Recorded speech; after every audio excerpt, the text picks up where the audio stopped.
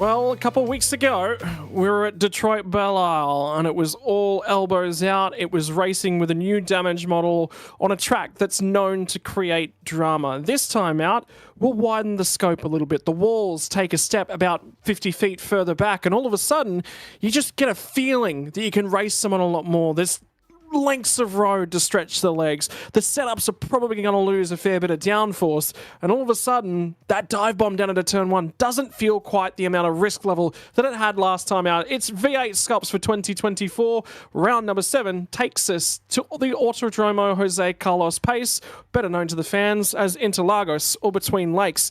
For some drivers tonight, it might be between lakes of tears. For the others, it'll be between lakes of champagne. Who's going to stand on the top? When we get to that point in time, though, that will be the big question.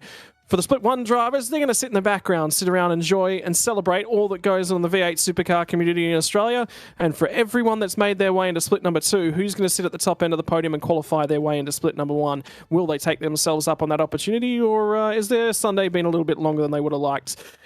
And for the first time in a long time, in fact, the first time that you and I have ever worked together in a commentary box here, Jay, it's Jay Kennedy and Scott Rankin. And you're not just punching the buttons here tonight, Jay.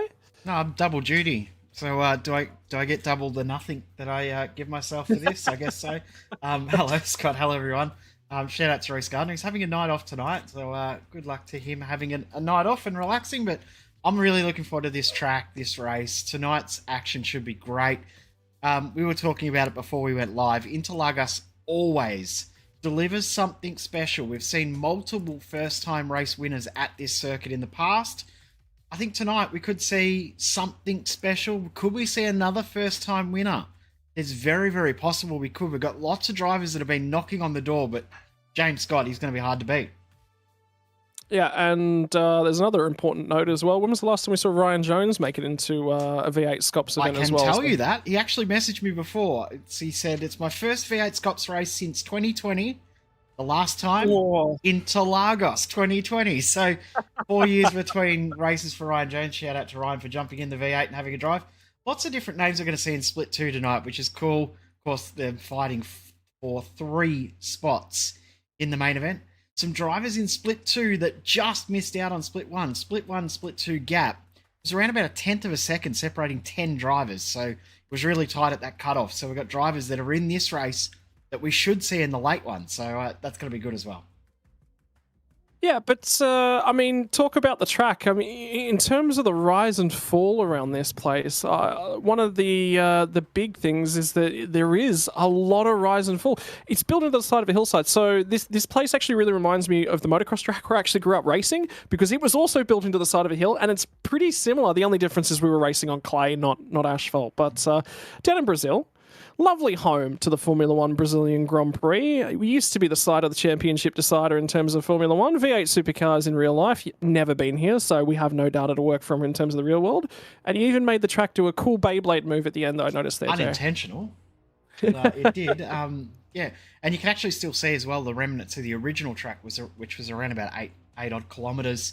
The Rita de Posta, they ran the other way down there towards the Center S and then cut back through the middle, so you can see some of the track there. Of course, they had a bit of big circle around the outside as well, but this is such a cool circuit that it now represents such a big jump for iRacing as well. Of course, if you were around iRacing at the time when this track was scanned, there was so much controversy around it. The scanning equipment was seized by the Brazilian authorities because they were thinking it was some sort of spy machine and something like that. So it's had a real tumultuous launch into the iRacing service, but it finally got it. And it's been an iconic track for this series and many, many others since its implementation on iRacing. And tonight is going to be such a fun race. I think it challenges drivers, because even the corners that look relatively simple, there's not. Is there actually a flat corner on this track? Not really. Even the kink down the front straight, it's heavily cambered and still uphill. So yeah, there's no flat corners at all. Maybe turn 4 is, and then turn 5. That's closest. It's closest, but even still, it's not really flat, is it? No, it's the road's got a lot of banking in it in that section of the track. It's just lovely. I love turning laps around this place. Like, there is not a car on the service that you jump into this place and you go, I can't overtake him. Like, it's got a real you're completely and utterly in control of your own destiny is the big key. You know, you always feel like you can push forwards. If you're good on the tires, you always feel like at the latter half of the race will come to you. If you've got a car that can do both, you feel really, really strong, because all of a sudden, you know, not only can you overtake when you feel the ability to pull the trigger, but you can also sit back and go, yeah, I can sit on this tire a little bit. You know, when you've given yourself a lot of different tools as well from a driving perspective, it's also just a technical track to master. I don't know a driver that hasn't locked a brake at some point around this track, because it's natural. It's just the changing grip levels across the circuit, across the lap, across the stint is such that the challenge it provides, even though it's a challenge that we're so familiar with, you know, you go to Road America and you go, we know that challenge, we know it quite well. The challenge is completely different to here, because Road America, yeah, it's got some elevation change, but nowhere near as much. You know, the straights are different, the corners are different, the corners are tighter, off-camber turns. How often do you get a true off-camber turn in motor racing these days? Yeah, not in anything too modern, do you? There's not really anything like this created in the world now, in the world of motorsport. So yeah, it's such a cool track, and the racing is going to be great. And as I said, pre-qualifying this weekend has been unbelievably tight. Drivers said they went to bed and they were sitting in 15th, 16th, and wake up in the morning and they're sitting in second split. It's just incredible how close and how much it's changed throughout the weekend. So we're going to see a really, really cool night of racing here, starting with split 2, which format for tonight is very interesting. Same as what we ran last round, 60% fuel restriction over a 25-lap race, which means that we will see one pit stop. That 60% fuel tank restriction is the same restriction we will see in race 2 of split 1 action later on as well. So that's going to be interesting when that rolls around.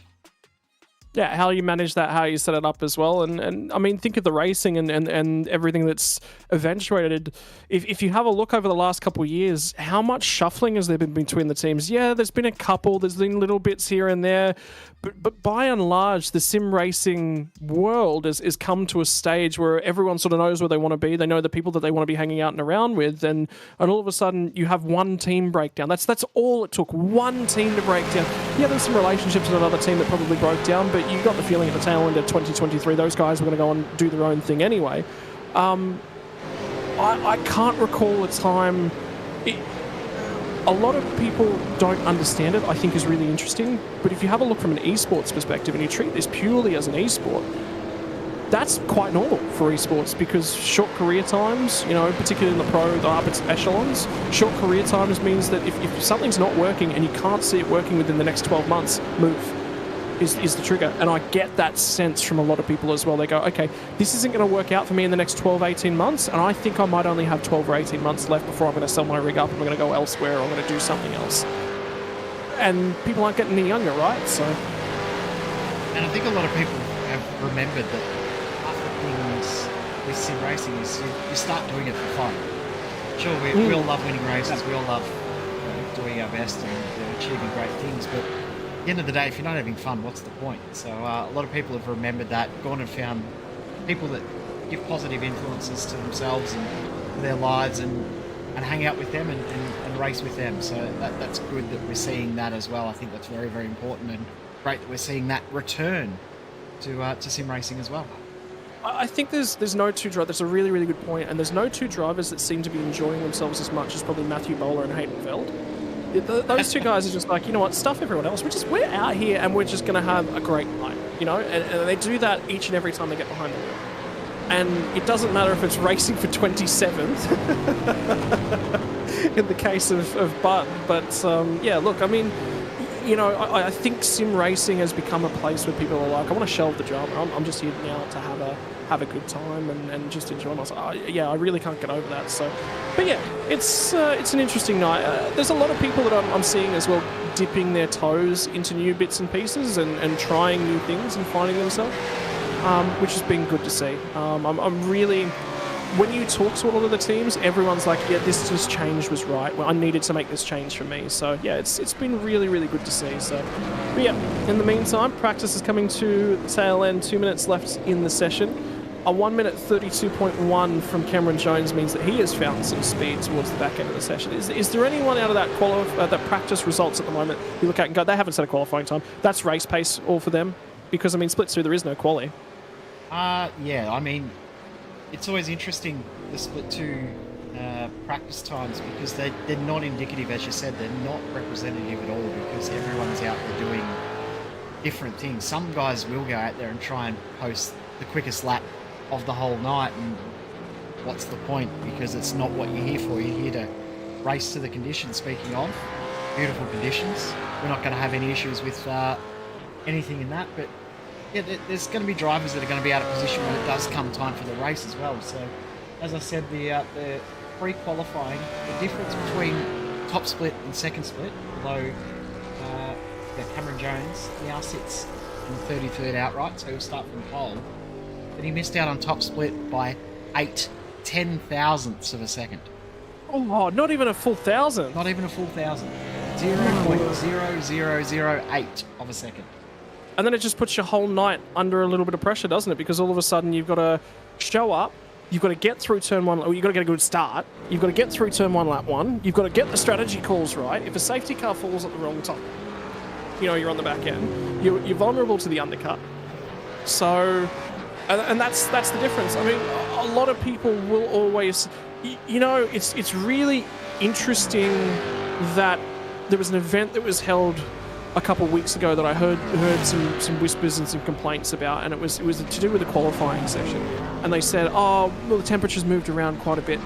And look, I mean, yeah, that's a valid criticism, but it's interesting to note that in terms of the SCOPS, because if you want to spend 10 hours on your weekend qualifying for SCOPS to make sure that you make top split, to make sure you qualify within the top 10, you absolutely can do that. Or you can show up, put your 2 laps in, go home and not think about it and just show up and have racing. And the community here caters to all of that, which is I like. I like and I hate about it. If you want to put the effort in, there's something there for you. But so for the guys that don't have that, interesting. It's always interesting to think about. It is, and I think the thing with that this year, we're seeing how tight pre-qualifying is with this having the new system where we've got the live pre-qualifying times. I think it's made it even more exciting pre-qualifying and made it even more interesting. Drivers know exactly real time to the 10,000th of a second how close they are. So it's been a very cool year. This is our split 2 grid though, and as I said, it's very, very tight. Yeah, and for Cameron Jones qualifiers onto the front row, Brady Baldwin look at that and go, gee, I would have been close to split 1 as well and not have to go through all of this. But at the same time, I'm interested to see what Brady Baldwin can do from the front end of a field. So 9.5 Sim Sports off alongside of Synergy Sim Racing. We'll move it back to row number 2, and it'll be Andrew Fraser from Paul Young. So a TTR car off alongside of the first of the Phase Full Motorsports cars. Both of these guys will think that they've got an opportunity to qualify for the big show later on. Byron Pierce from Reina Costello are going to make up your row number 3 with that 56 machine out of Alpha Venturi Racing and the first of the ERT cars in split number 2. 7th and 8th is going to be Jamie Stovall from Hayden Cell, another SSR and 9.5 Sim Sports Cruise, although the other way around. We'll move it back to 9th and 10th. Bruce Tennant, good to see him back in action in the Mag and Turbo entry, looking to stay nice and clean on the run out to number 1 off alongside of James Chastanoff. Ben Morris will be the first car outside of the top 10 off alongside of Jay Brazier in 12th. Tyler Blackburn and Sho Kanatake are going to make up row number 7. Justin Wallace and Blake Delaney. A little bit deep for Blake, probably not happy with that qualifying performance. We'll be looking to push forwards. Michael Stewart and Joe Mahoney on row number 9. And yes, I will try and curse Joe Mahoney as the night progresses. Ryan Jones makes his return for the first time in 4 years to SCOPS off alongside of Tim Mulford. Aaron Gilbert and Matty Mass scored the first of the rows outside of your top 20. Michael Whiting very well down the field in terms of where he is. Had a strong night in Vets the other night off alongside of Scott McKenzie. Brody Sentence off alongside of Jason Fewens on row number 13. Rob Crisdale off alongside of Mark Poynton on row number 14. Then we'll get back to Craig Schultz and Andrew Ritchie, rounding out your top 30. Lewis Greathead from Chris Miller on the back row. So my apologies, we're missing a car in there. So Miller will not be making the field, I don't believe. So it'll be Greathead will be the final car on the field, Jay, and there's a few results that fishy cars very out of position for them. I don't think they're necessarily overly happy with those cars tonight. Yeah, there's a bit of a mixed up field in that, isn't there? There's a few drivers that are a bit out of position, so we'll no doubt see some of those drivers progress. And I want to give a shout out to Ty Delaney. Ty's was at one point sitting inside the top 10 in pre-qualifying, but now did end up getting through into top split in 30th position. But Ty will be pretty happy that he's out-qualified Blake in the night of pre-qualifying. It's usually the other way around, so congratulations, Ty. Yeah, and we are seconds away. Revs are going to start to rise here in just a few seconds. 32 cars to take to the grid for your V8SCOPS split number 2. They start on the turn in the back of the field. Who is going to make it all the way down to run number 1? Is it Jones that gets the run? I don't know. Baldwin's actually got a ripper start. Jones did not get a good start. Someone deeper in the field spun up a whole bunch of tyres in the back. Lost about 5 spots. Brady Baldwin gets down the inside. Here comes Fraser the outside. So from the guy put it on pole, was back to third. Now he's back to second. Young's going to try and skate down the inside as well. Manages to nip away third spot. And Fraser was a long way up there with a lot of opportunity, and now they'll try and settle themselves in. But Brady Baldwin with a clear air, and there's trouble at the back of the field. That's what happens when you don't qualify well. And for, I believe, Michael Whiting, that is going to be night over. Yeah, Michael Whiting and Matty Maskell at the back of the field around, and I believe that car that was slow was Aaron Gilbert in the Jinx Shifters car that was doing the big wheel spin at the start. Craig Schultz has also had an issue. But a horrible start at the front there for Craig Jones, for Cameron Jones. Couldn't quite get it off the line, but has done a good job to recover. Andrew Fraser, who, great to see him back racing again. Former race winner in V8SCOPS way back when. Now back in the hunt in the top 5. It was a great launch, but couldn't quite nail it at the end. Just went too deep. Yeah, a little bit too deep with the S's, but in 5th, still very early in this race. Remember, top 3 progress. Yeah, and TCR cars like to hang on the tyres as well. There's a huge wreck at the back end of the field, and they're going to go chasing every little bit of road. Delaney's going to try and go the long way round at this point in time. Is that Chastanoff or Fewens he's alongside of? I think it's Fewens that was deeper in the field. It was Andrew Ritchie actually was trying to go off and alongside of, but difficult to be back and in the weeds. I tell you, Blake Delaney's lost about 8 spots off the start, and that's Fewens from the rear end of the field. So that's what happened to Jason Fewens as he goes tumbling down. The first opportunity, Cameron Jones is going to try and slice down the inside of Brady Baldwin at turn number 1. At turn 2, Baldwin's going to slice it back through. Oh, my word, they were close to touching it too. Gets it down the inside, but then lights up the rear as well. Somebody better tell him that this thing isn't a sprint car and you cannot move that wing further back in the middle of the race. He's going to have to deal with that tyre temperature, and Paul Young was thinking about having a go, and here comes Costello. Sends it down the inside, 2x2 at turn 4 on lap number 2. And they're still going to be neck and neck as they turn and run up the hill through 5. Now they'll get to the crest at 6. Who's going to be able to carry the speed? You can go the long way round, but you've got to keep the nose in there. Is he going to look for the switchback from Cameron Young? They're all still nose to tail in behind as well. Fraser still trying to keep on to it. No, they've tagged Baldwin. No, they've tagged Baldwin. No, you don't. And Cameron Jones is not going to be happy with himself for that one. Something's going on in there. Oh, he's trying to get himself because he was leading the race, and now he's not going to. There's no way he qualifies for split 1 from back there. That's heartbreaking for Brady. He'll be devastated by that. He was looking so strong. That'll be heartbreaking for him to have that happen. You've seen there's another incident in the field too. The 808 of Rob Crisdale. He was involved with another car there too. I believe that was with Lewis Greathead. So heaps and heaps of things going on in this race. Rainer Costello, who of course won race 1 of V8 Supports on Friday night, and then finished second in race 2 by 1/100th of a second, is now up into the transfer spot. Paul Young went from 3rd, stayed in 3rd. Rainer Costello now ahead. Cam Jones, he's going to be looking and probably going to feel the wrath of race control, no doubt, in the next little while. Well, I didn't get enough of a piece of it. I was looking elsewhere, trying to pick up timing and have a look for a few different spots up and down the field, so I haven't seen that one yet. We're going to get a replay for sure of it.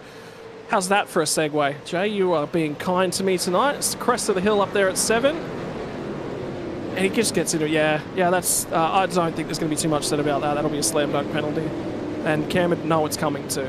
Yeah, I'm sure he does. I'm sure he's already trying to strategise how he gets out of this hurt. And the sad part of that too is just see Andrew Fraser just lose the position there to Jamie Stovall. Just went a little bit deep. It's Hayden Sell and Justin Wallace by side. Wallace losing a spot.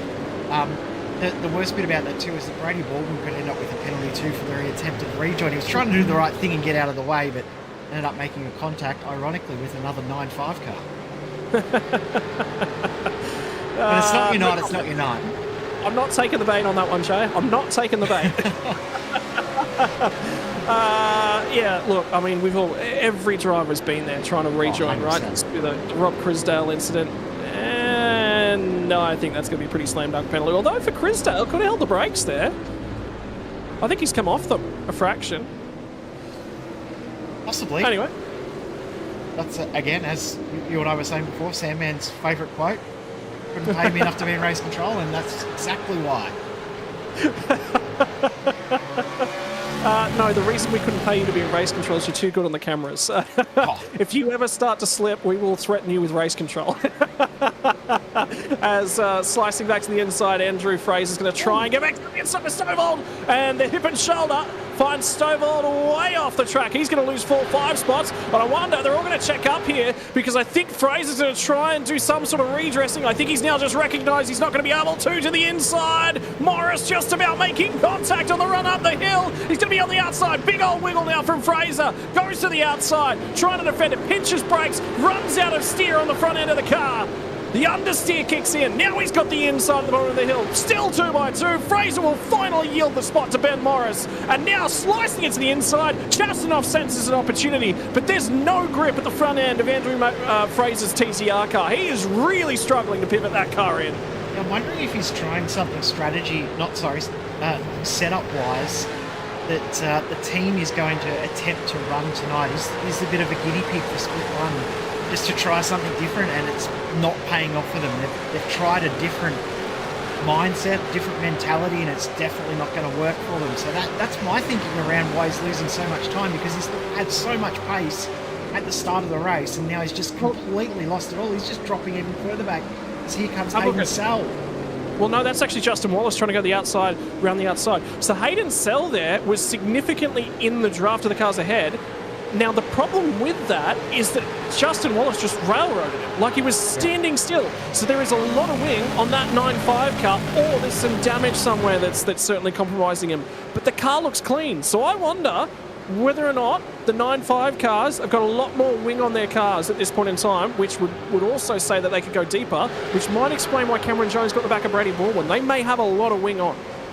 That's a very, very good point, and something we'll probably notice a little bit more when it comes time for split one, as already race control have decided that there's a penalty for Andrew Fraser, so that attempt to try and redress is all for nothing because he's given a 5-second penalty anyway.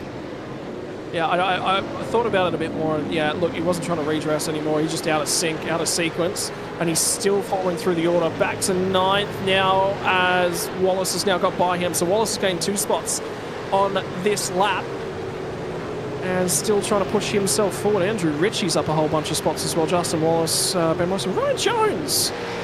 Jay, pan away. I'm as shocked as you are. I'm putting the curse on him.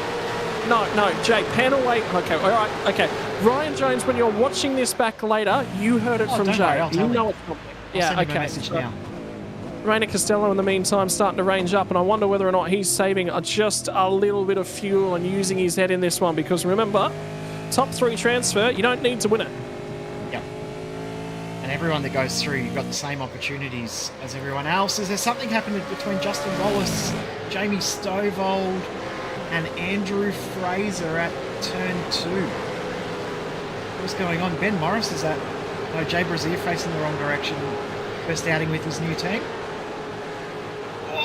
Oh, there's just a lot in that. There is so much in that. Brazier's still tumbling down the order, as is Justin Wallace at this point in time. Yeah, so there's probably damage to a fair few cars involved in that one. So we hope this isn't what's on the cards for split number 1, although, you know, who knows what it could do in terms of safety car strategy. And Wallace is really slow now. He is just getting eaten alive. So there's absolutely some sort of structural and pinch of the brakes from Fraser, but he's there. He gets to the apex. The problem will be is, did he have, with how turn 1 turns in, there was steering lock from Wallace quite early there. Did he have overlap at the point of turning?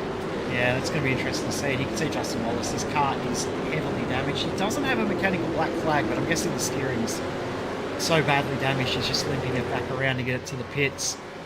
We'll try and get it repaired and get back out. Back to the front as you said, I think Costello is in fuel save mode. He's going to he's try just and get letting this. go Yeah, you can see it there, very obvious. He's just going to save as much fuel as he can now and jump in the pit stop. And is this, so there'll be notes taken on board of this. The really, really interesting factor, when you have a team split up across both splits and you have drivers in both splits that are watching and learning, you can go, okay, they're probably doing this in terms of their setup philosophy, this, and Fraser's in as well as Wallace into the lane. But you can go, okay, their philosophy is this. It sort of changes your decision making. Now it becomes a little bit of a fake out, isn't it? Do you trim your split 2 cars out to make the other team trim their split 1 cars out and fake? Because you can do that a little bit with the mind games. Although for a lot of these guys back here, I'd just say it's whatever's comfortable. I don't think this would be a team philosophy. This is the onboard. Yeah, okay. It's tricky. That's technical. And that's because of the nature of turn 1 too, Jay. Yeah, I actually think Fraser was there. I think there was probably a little bit of turning. Like, they both played some sort of role in that. Yeah. So, yeah. I know race control will be looking very, very hard at that. And the fact that those guys have dropped to the back, they may even say, hey, we're just going to look at that later because there's so much more involved in that one than just a one incident. Well, I think it's going to come down to, if overlap was there, it'll be on Wallace for turning in. I can tell you cut and drive right now. Wallace turned in, didn't leave him a car's width to the apex. However, if he's not there, it's on Fraser. So that is the cut and drive, and I don't think there'll be too much more in that. Anyway, battle pack down in 11th at this point in time is Tim Mulford. Now got to the lead of this pack from Jamie Stovall. Stovall's still trying to recover and punch his way forwards. It is going to be a hornet's nest as it currently stands. It's almost an understatement, isn't it? It's more than a hornet's nest. You see the damage there to Stovall's car from that incident earlier on too with he and Fraser. Fraser's been in the wars tonight. You see Rob Crisdale's brought his car into the pits. Fraser's had his car damage repaired, but Wallace is still in the pits. So I think Wallace Knight will be done. That will certainly be decided. Yep, and I was just watching Blake Delaney try and get to the inside of Michael Stewart in the background of that shot as well. So he is out of sequence in terms of his qualifying time. And he's still trying to slice his way down in there as these two on screen are still going to toe on the run up the hill as well. Stovall back to the inside, pinch of a break from Mulford. Oh, sorry, Gilbert allows Stovall back to slice back through down the inside. Mulford's taken that opportunity to try and skate away up ahead. Back to the inside though. And Gilbert fires it down the inside at the crest of the hill at 8. Gets the outside then at the off cam at 9. And now they'll bang doors as well. Who doesn't love a good bit of V8 supercar racing and door banging? Does this though, Aaron Gilbert back up now to 12th position. Remember at the start of the race, he had that huge wheel spin at the start, dropped to last, and is now back into 12th within 8 laps. That's a very, very good drive from the 2-time V8 SCOPS Support Series V8. There's something more that's going on, because Blake Delaney just got a penalty as well for contact with Stovall. Yeah. I think. Seen that come through as well. No, 947, my apologies, not Stovall. And there's the bump draft, yeah, and now the bump drafting's going on. So Stovall trying to push Aaron Gilbert. They're trying to make a little bit of space so they can fight and not lose positions on this lap. Gilbert's going to go right out and around the outside. Stovall's doing really well to get to the inside. He'll look for the crisscross now, try to get some traction off the exit. Not quite able to do that. And Mahoney's made a mistake there too. He decided to move out of the way and just let a couple of cars go through while he regained his composure. Wasn't me, Joe. Trust me, I haven't talked about you yet. But Joe messaged me after last one. He said, man, you're never allowed to talk about me again. So we haven't. I can confirm we haven't talked about Joe Mahoney. Speaking of not talking about things, we haven't talked about the front because it stayed very status quo. They're all working together saving fuel. Sure, Cameron Jones is leading this race, but you feel the way that these guys behind are all working together saving fuel. He might be in the worst spot out of the top 4. And have a look at the gap now that's starting to form back to Bruce Tannick's having a foot. Oh, I've done it in for Bruce. Huge moment. Is that going to force the break in the pack? That might actually break this pack up just barely as Byron Pierce at the moment hanging onto a toe. And I mean just barely. But if Costello ahead recognises that there's a break in the pack and stops fuels, no. Okay, never mind. It's going to bring it all back together. Yeah. The tricky part is when there's a break in the pack, you've got to take it. You've absolutely got to take it, because if you can chop a few cars out of a draft train, says the NASCAR driver in me. You take that every day of the week. Very, very nice move there from Ben Morris over Bruce Tannock, and Bruce is having a nice race. Of course, last round's got 2 winner, James Chastanoff right there as well, so he's not far away from getting himself into a position to get on through as Mahoney and Poynton into the pits to make their compulsory pit stop. Did we get an update on the penalties for the 019 car, Cam Jones? I don't think we have. No, we're still waiting for it. They're still reviewing that incident. So at this point in time, the penalties that I'm saying, actually, I'll jump to the sheet and read them directly from there. Would probably be the best way to go. Whiting, Ritchie, Delaney, and Fraser all got penalties, or either 5 or 10-second penalties. Yeah. And there was a contact between Brody Sentence and Jason Fewens that was deemed net code, no further action. So, right, it's now through the first portion of the race, and we're now into that long middle stanza where strategy becomes such a huge thing. And the other thing for Costello as well, it's probably the smart thing that he's thinking about at the moment, is if I overtake Cameron Jones, I'm punching a hole in the air that I'm never going to back, and we're expecting this guy to have a penalty. So there's literally no point for me to lead the way, which, by the way, there's going to be a change for the race lead at this point in time, because I say that, and Rainer Costello dives to the inside, gets significantly up and alongside, and gets the job done down at turn number 1. The key factor is how nicely does Cam Jones now opt to play with this one, and can Byron Pierce start to run up on these guys? He's already starting to gain ground, so I would say yes. This is going to gain quite a bit as into the lane comes Stovall, Stewart, Sentence, and Blackburn. Yeah, and not quite the halfway mark on this one either. We are 2.5 laps away from getting there, so this is a slight undercut for those guys, but it'll be an undercut that'll put them onto a lesser fuel, and will leave them a lot more room on the tyre. And have a look at the damage to the front end of Cam Jones's car as well. Yeah, so that's from the contact with Brady. We're about to say the exact same thing there. Contact with Brady Baldwin to cause that impact and cause that damage. Another point to note as well, there's your leader on the road of the drivers that have pitted.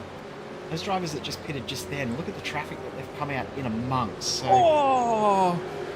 Does he pull that up? Does he rescue that one out the other side? No, is the answer. Poynton drops to the back of the group.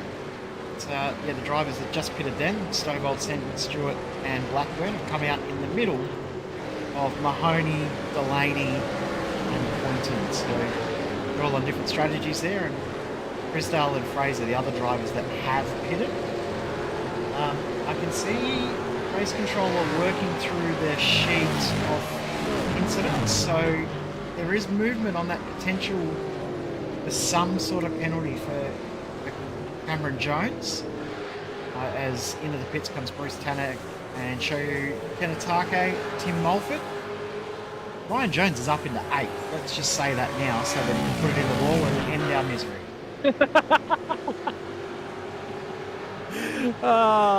Thanks, Jay.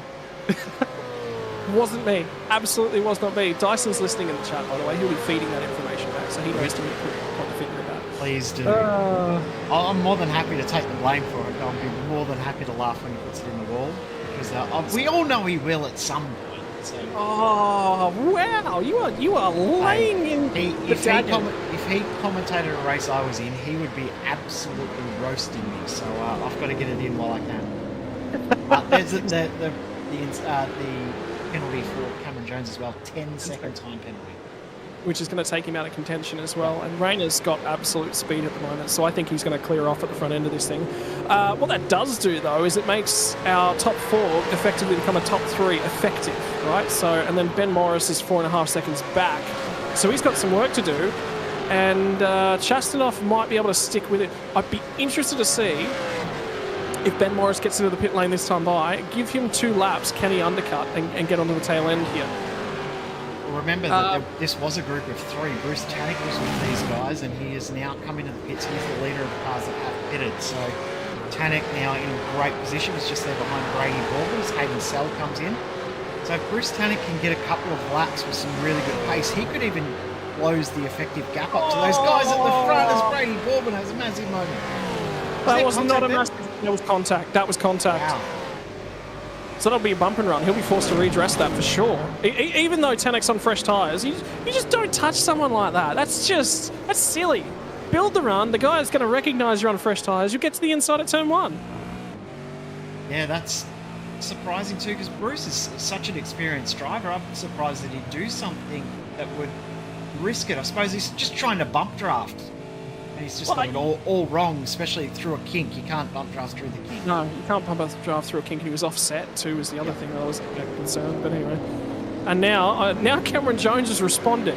So whether or not he's now aware of that penalty and he was being a little bit kind, or the best thing Reina Costello can do right now is just pit, just get away from this. Just get yourself out of this hole. Don't be anywhere near it. You protect yourself from the undercut, and we are coming on the halfway mark at the end of this lap as well, so it's probably the optimal time to pit.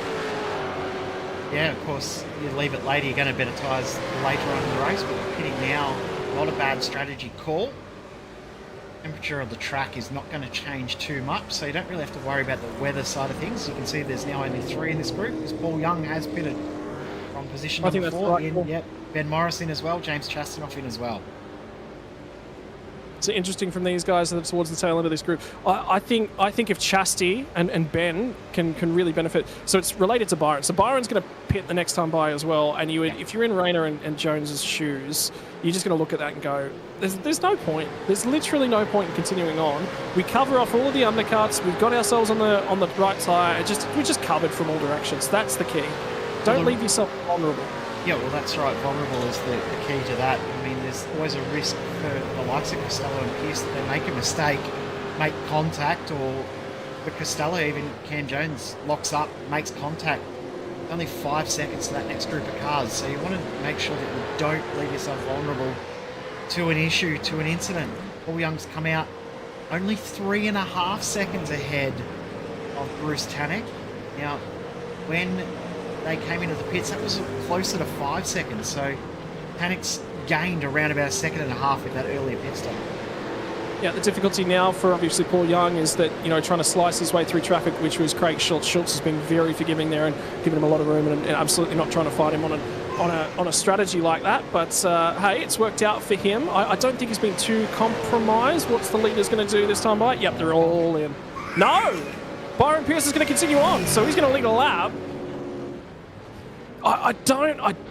Well, okay, so from Byron Pierce's perspective, Jay, I think what he's thinking is that Paul Young's going to pass him anyway. So that's always going to happen.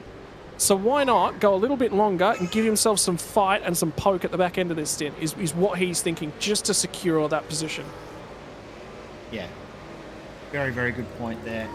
We've just seen our first drive-through penalty come in as well. That's Lewis Greathead for the contact with Rob Crisdale we saw earlier on in the race. Here's Paul Young, and Reina Costello has come out a long way ahead. Cam Jones is actually serving his 10-second penalty in the stop as well.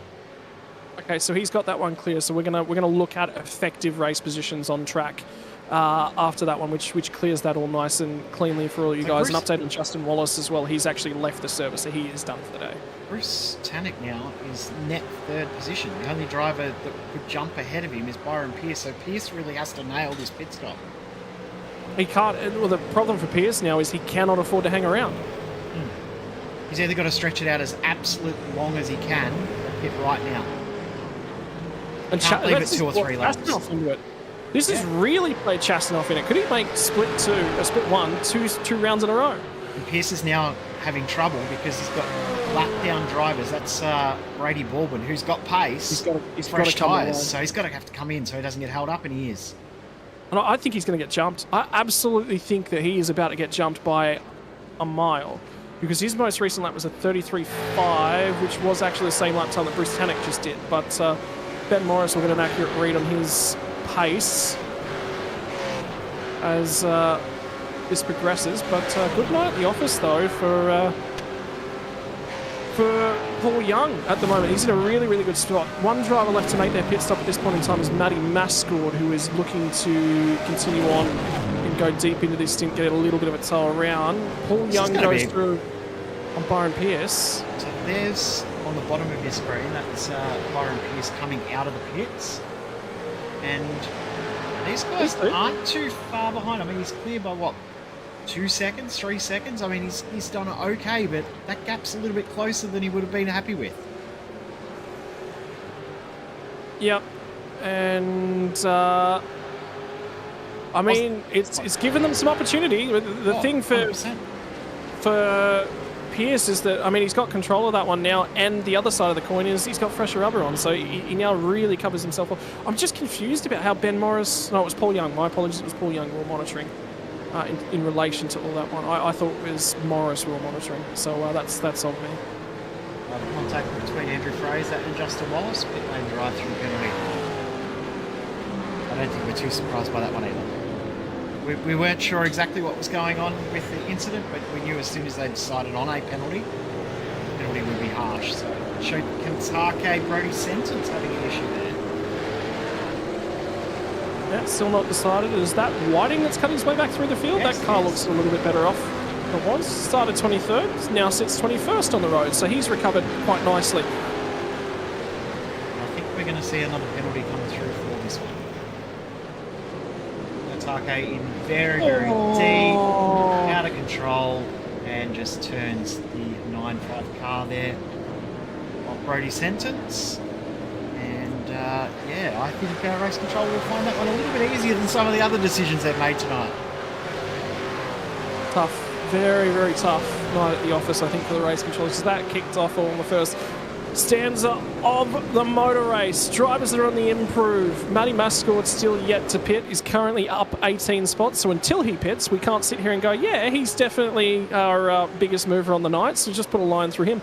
Mark Poynton, though, and I'll make this point about Mark, he, over in the V8 Vets, has run a very, very quick and consistent Pierce right on the back bumper of Paul Young. This is for second place on the road. And something I'd just be saying to both of these guys right now, if I'm in with them, is, look, are you satisfied with the finishing position in this race, or do you want the transfer spot? If it's all about points from split 2, then carry on fighting. Otherwise, just let it happen, boys. Don't be too worried about this one. I think a few drivers tend to forget that there's the top 3 automatically progress. They don't need to fight too hard. They need to work together, because that little bump has brought that next group around about 3 or 4 tenths up. So those guys, a couple more bumps, they'll be in draft range. So they've got to be a little bit careful to not fight too hard. That was extremely close from Pierce. Yeah, and Paul Young made a really late decision to go back to the left-hand side of the road and stay there, and sometimes it's so difficult to read that the long way around at turn 1. They do bump at turn 2. Pierce is going to skate on through, not clear to the inside. He's getting drive off the outside of the road, but the corner shallows up on the exit. Paul Young nearly makes contact, nearly turns him. Everyone out the other side. Young's got a trimmed out car, though. This is going to go all the way down to turn 4. Still not clear, and Paul Young slices back to the inside. More contact. No, no, didn't need to happen. Did not need to happen. What were we just talking about? My word. That's one teammate to the other. Now Ben Morris is in the position to advance. And I reckon Pierce is going to potentially get penalised for that one. Which, okay, so this is just us putting our tinfoil hats on at this point in time. And just to give you a wider spread, currently we would have 2 drivers be penalised potentially from a position that relegates them out of the transfer spot, which might make our transferring drivers Ben Morris and James Chastanoff. It's incredible. TBA. Race controller looking at it, I can confirm that it's in the sheet. Oh my goodness, look at this pack behind Michael Whiting for 21st. Supercars drivers meet tinfoil hat.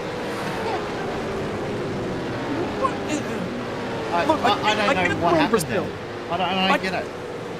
I get we're in Brazil. I get it's the party capital of the world, but that was silly. Silly is exactly right. I'm still as shocked as you are by what just happened. This pack is not letting go. He's now for 20th position on the road, and there are 9 drivers in this group. What? Something's just happened to Bruce Tannock. Something just happened to Bruce Tannock. Just said something. So I wonder whether or not there wasn't more. And then this battle pack is just going to continue on the rundown 2, turn 1. Oh, it's still going on, and at the front end of this battle pack is not quite done, and you just get the feeling that there's going to be more come unstuck. We can, at this rate, Jay, a safety car isn't off the table. Oh, don't say that. Oh, Don't say that. Oh, Jason Funes is just having some tech issues as well, so hopefully he doesn't drop out from the server. I know he's been having issues with his ISP, so... Oh, there's a bump there. Oh. Brody Sentence, he's turned into a punching bag. Sho Kanatake goes around, and I'm wondering if that means that the ledger might be even between those two. Oh. This is the replay you've been waiting for. So this is the run down to turn 2 on the outside, and Paul does run him out to the edge of the road. The problem is the contact that straightens them out is the issue. Who's at fault for the initial contact in that? Because they do both get straightened out towards the edge of the track, Jay. And I think I know why you heard Bruce Tannick exclaim on the radio. He's been given a 5-second time penalty for that contact with Brady Baldwin we saw in that failed bump draft attempt. I don't blame him. Yep. But just set it up and do it properly, like... Well, Sho's on the radio to Race Control. Race Control's picked up that one you saw on that most recent lap. And if Cameron Jones can find some... Just think at the moment, Cam Jones could not still get back necessarily... into this. Yeah. If there's a penalty, by the way, to one of the drivers inside the top 3, he is about 3 seconds out of qualifying his way into top split. After a 10-second penalty, that would be a story of the night. First to last, a first challenge might be on the cards. Well, not quite last, but Cam Jones making himself go the difficult way around this one. Hayden Sell, the teammate in front of him at the moment, that he'll have to navigate around. But Tanak, remember Tanak's one of the earlier pitters of these guys, and Cameron Jones has got better tyres on board out of this entire pack. Oh. What has happened? What happened? Did somebody throw a firecracker in the driver's room? I don't know what's going on, but hey, if this is what Split 2's got to offer, Split 2 used to be the firecracker race, and then Split 1 was a little bit more composed, but that's been flipped on its head this year. This is what the casual, low-key race has got for us for this year. What are the hectic races got for us coming up? Yeah, anything can and will happen. And Supercars racing this year has been something else. The problem for Cameron Jones at the moment is Sell is right now. I get the feeling Sell can't do too much about Bruce Tannick up ahead. It is what it is. We can actually start talking about who the drivers are that have made the most positions across this race because the pit stops are now being cleared. It's still Mark Poynton, but Ryan Jones doing a cracking job. Tim Moffat, Andrew Ritchie. 3 drivers on it's back. I'm just waiting for Andrew Ritchie to lose another spot. No, he's managed to lock that one back in. Oh, by the way, remember I was talking about swapping of positions? Hayden Sell has just let Cam Jones through. He just lifted. Let him have a go. Might as well let him have a try and see if he can get the position on track. Remember, Tannick does have a 5-second penalty. Well, yeah, there's a good point. That's something I hadn't even considered. And the incident we saw earlier between Kanatake and Brody Sentence, that has been decided. That is the first incident between the two. As Kanatake gets a drive-through penalty. No real surprise by that one. Yeah, and update on the Bruce Tannick one down at turn 1 and turn 2. Netcode got in the way of that one, so just the 5 seconds for Bruce Tannick to be aware of, and whether or not he is aware of that one right now, though, this is critical, because if Cam Jones is going to range up on the back of Chastanuff and give himself an opportunity to qualify for Split 1, I think he's going to get this move done this lap. He's got speed. Tannick pins himself to the inside of the road. He'll switch back to the outside of the road. They get to the braking zone even. Nose ahead now for Cam Jones. He's got the better rubber, but he's going to have to go the long way round, and Tannick was in deep. No. Tannick was in very deep. I think that one's Tannick's overshot the corner. He's going to survive, pop out the other side, and Cam Jones now back up in a 5th spot. And Chastanuff better run, Chastanuff better hide. There's not a lot of time left in the motor race, but at the moment, he might be a wanted species, and Sell's going to have a go now at him as well. Covers the inside of the road. Bruce Tannick is trying to hang on to everything he's got left in this tank, and now Sell gets the crisscross on him. It'll put him on the inside at 5, outside when they get to the crest of the hill at 6. Can he maintain the momentum? Can he keep the nose in? Better rubber underneath him. Anything is still possible. How good is motor racing? Big news from Race Control. Byron Pierce is safe. Oh. No further action for that contact between the two of he and Paul Young. He would have had a sigh of relief when he saw that message come through from race control, because that was a huge moment in the race. Looking back at it, when we looked at the replay, it probably did look like he couldn't really have done much more, because he was forced out extremely wide. But yeah, I agree. It's one of those real tough decisions that race control would have had to make. I'm glad they did take their time, but I'm glad they've also got the decision out before the end of the race. Well, I was more concerned that he was run wide from the inside of the road, so I was concerned about a penalty going either way. There could have been 5 seconds going in either direction, which would have changed the result. What that will do, though, now for Cam Jones is that impetus that he had to get back to full spot in the road, it'll eliminate that. There's no more reason for that. Oh, this one's going to be ugly. This one's going to be very ugly as they get down to turn number 1.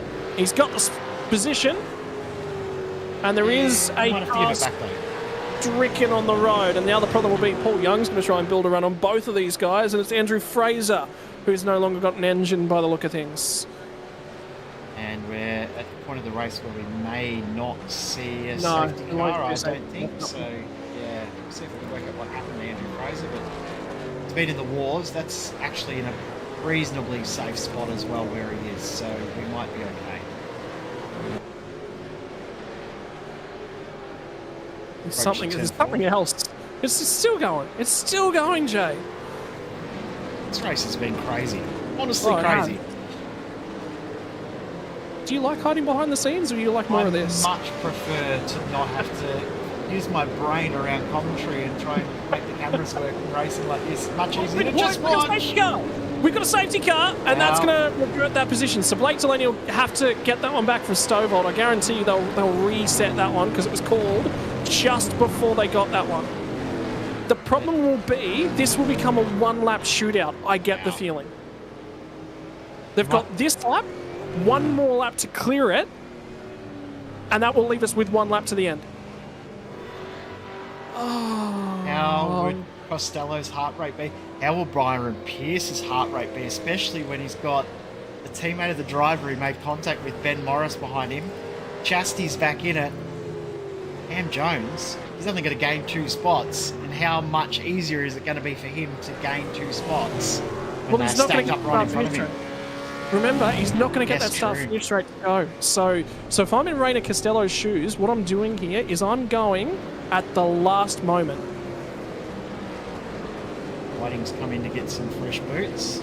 Might as well. You've got a chance to gain a couple extra positions. And serve his penalty, well, that's by the way.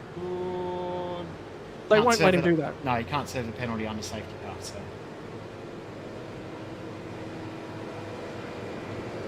Can you serve it already, though? Maybe.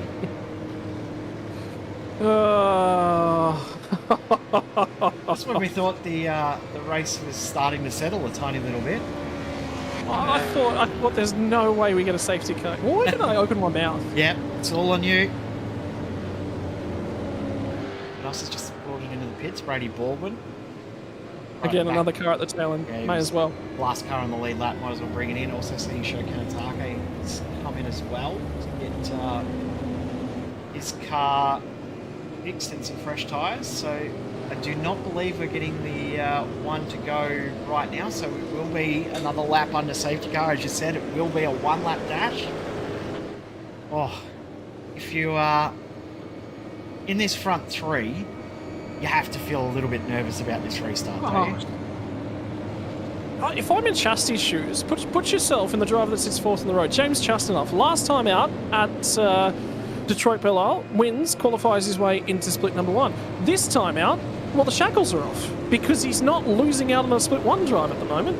He basically just gets free rein of it is more difficult, I think, to be in Byron Pierce and Ben Morris's shoes. I think Reina Costello is going to be safe. Even if he loses 1 spot, still safe, right? But the problem for Byron Pierce and Ben Morris is I think their best defense is to be on offense. Because if they overtake a car, all of a sudden they're in a better spot, right? So... Yep. And you just saw there too, Blake Delaney, Jamie Stovall were forced to just replace positions. They were talking about it on the radio. They just said, "Hey, I'm not 100% sure. Let's get a check out." And Stovall said, "Yeah, sure, absolutely. Let's check it out." So there was no harm, no foul between those guys. They're just going, "Yep. Who had the right order?" Yeah, that's good. to see sportsmanship like that too. It's always great to see. They'll go back and race just as hard once again, probably bump doors once again, and possibly rip a panel off the car once again. But hey, for one more lap, might as well leave it all on the table. Anything could happen in this restart. Literally anything. This is going to be absolutely incredible for a one-lap dash. Put yourself in the shoes. So I know you've already said you don't want to be a race controller, and I know you're going to string that line along from Salmon, but how do you feel as a race controller? Because the difficulty you've got is that the time period when that car was stricken was right on the limit. And you as a race controller go, as soon as I call this safety car, this becomes worse. So you want to keep things running, but they've done the right thing, right? So we were just outside the window to say toes are free, and yeah, they've done the right thing. It sucks, because it means more work for them later on tonight, but... Ken was already complaining about how late a night he had last night, and now he's just given himself an extra late one again. Can confirm safety car is coming in at the end of the lap. We're not surprised by that. Still a couple of incidents that are outlying from race control that they are going to have to post-race review. The second incident between Kenatake and Brody Sentence, Manny Mascot as well was in that. That will be a post-race review, as well as contact between Bruce Tannock and Hayden Sell that we saw at turn 1. That will be a more than likely post-race review as well. So the only time they'll review it in the race is all of a sudden if one of those two drivers ends up in the top three. That will trigger. Yep. That will trigger a review just to make sure that they get things finalised and handled. Yep. But if that isn't the case, then it won't get looked at. So because there's no reason to from a logistical perspective. Right, Costello's got control here, and like I said, I just don't think that there is... Oh, he's gone. Well, all right. Well, he's gone the opposite way, so now the field are all going to be left to their chaos and left to their dramas, and Reina Costello has got as much of a head start as I think he's going to need. Can Ben Morris hang on to it? Here comes Cam Jones, though, crawling all over the rear bumper of James Chastanoff. He's got to get it done here to give himself the opportunity to have a go deep on the anchors on the run down to 1. Can Cam Jones go the long way round? Chasty's going to squeeze him. He gets there at 2. Still alongside at 2. Jones gets most of the way through. Job still not done. Contact. A little bit of a wiggle. There was contact. Chasty will get back through. And now they're out of time because they needed to be on the back bumper of the guys right up ahead, and they're not. And that means our top 3 have probably got enough of a margin. The top 3 might be safe now at this point. Sal's also got through as Cam Jones runs extremely wide. He's in the wall. Oh, he is. And he's missing his left rear tyre. Stovall as well. He's gone on that thing. What happened? We're going to replay after the race, but now Chasty is a full second back. If there's a mistake from any of these drivers in the top 3, brings those guys back in. They just have to nail every single corner from here. Well, they've got nearly a second. They've got nearly a second at the moment from Ben Morris to Chastanoff. Chasty is trying. He's got to attack. He's got to attack. At this point in time, he's got to try and do everything. For Ben Morris, he's just got to be nice and glued, stable and set up. It's going to take a big mistake, and that gives you confidence. Flows it at the crest of the hill, down into... No, sorry, my apologies, I'm still watching replay. But the run out of the final corner now, Reina Costello runs it to the line, is going to win split number 2 in convincing fashion. Had control of that race. Byron Pearce and Ben Morris will also get the transfer over into split 1.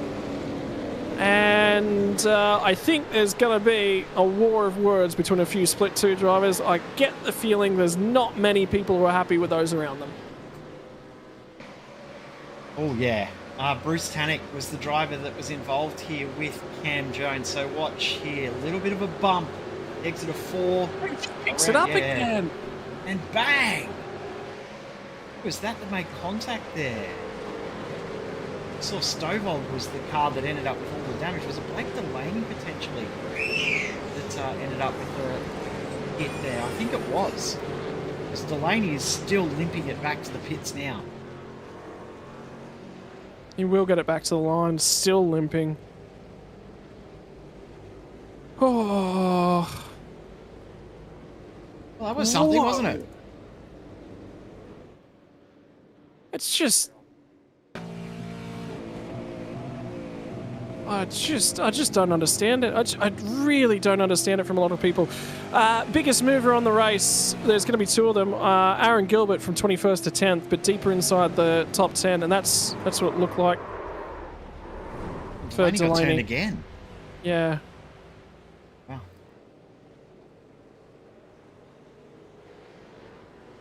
Well, Rainy Costello, Byron Pearson, Ben Morris are going to make their jump out of Split 2 and have a crack at Split 1 duties. What's on the table for them? We're going to have to keep tuning in to find out as V8SCOPS goes racing for Split 1 in a not too distant future from Interlagos.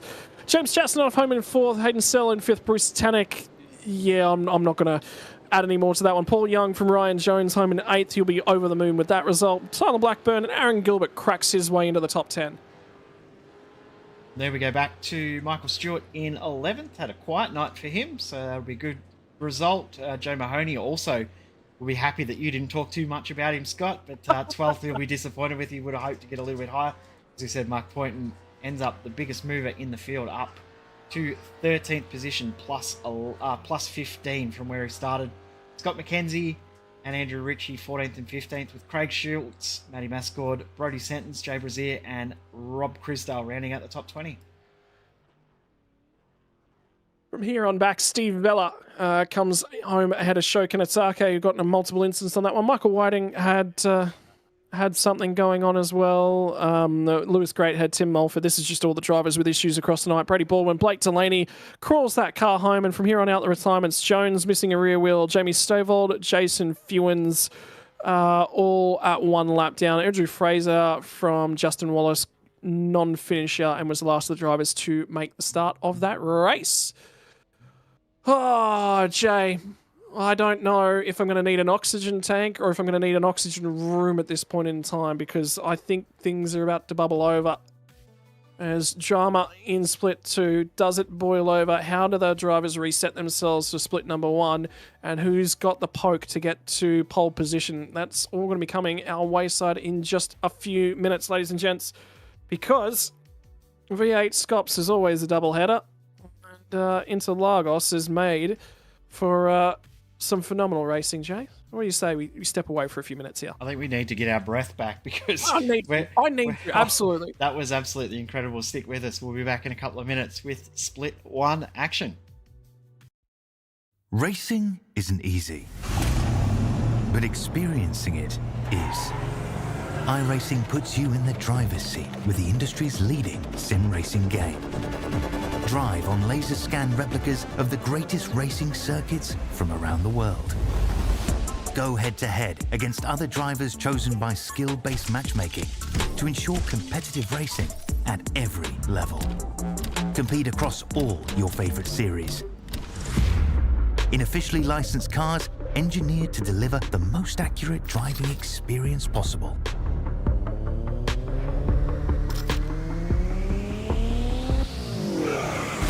Join a race or host your own with players from across the globe. Race against the computer or in a league with friends. Feel the thrill behind the wheel. Visit iRacing.com.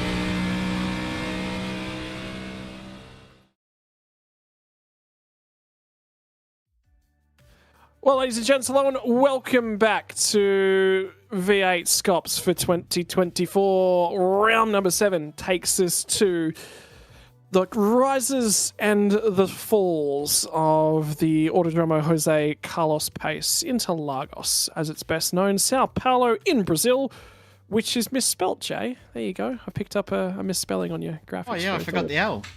You forgot the L off Brazil. Yeah, my copy pasta didn't quite work when I was rushing through these while eating dinner at the same time. Welcome, ladies and gentlemen, welcome to the new country that has just been created of Brazil. It's a lovely day in Brazil at this current point in time. And in terms of WEC results around the world at the moment, they're actually over here for the 6 hours of Sao Paulo at the moment. So this circuit actually in operation this weekend. In terms of the conditions from the race server, though, humidity's actually come up about another 17% as well. As is, look at that breeze, gusty breeze, 24 kilometers per hour from the southwest. 25 degrees Celsius in terms of the in-sim settings at this point in time as well. And after what can only be described as an absolute scrum on the final lap, I don't know if the Australian or the Kiwi teams came out on top, to be honest, in that scrum.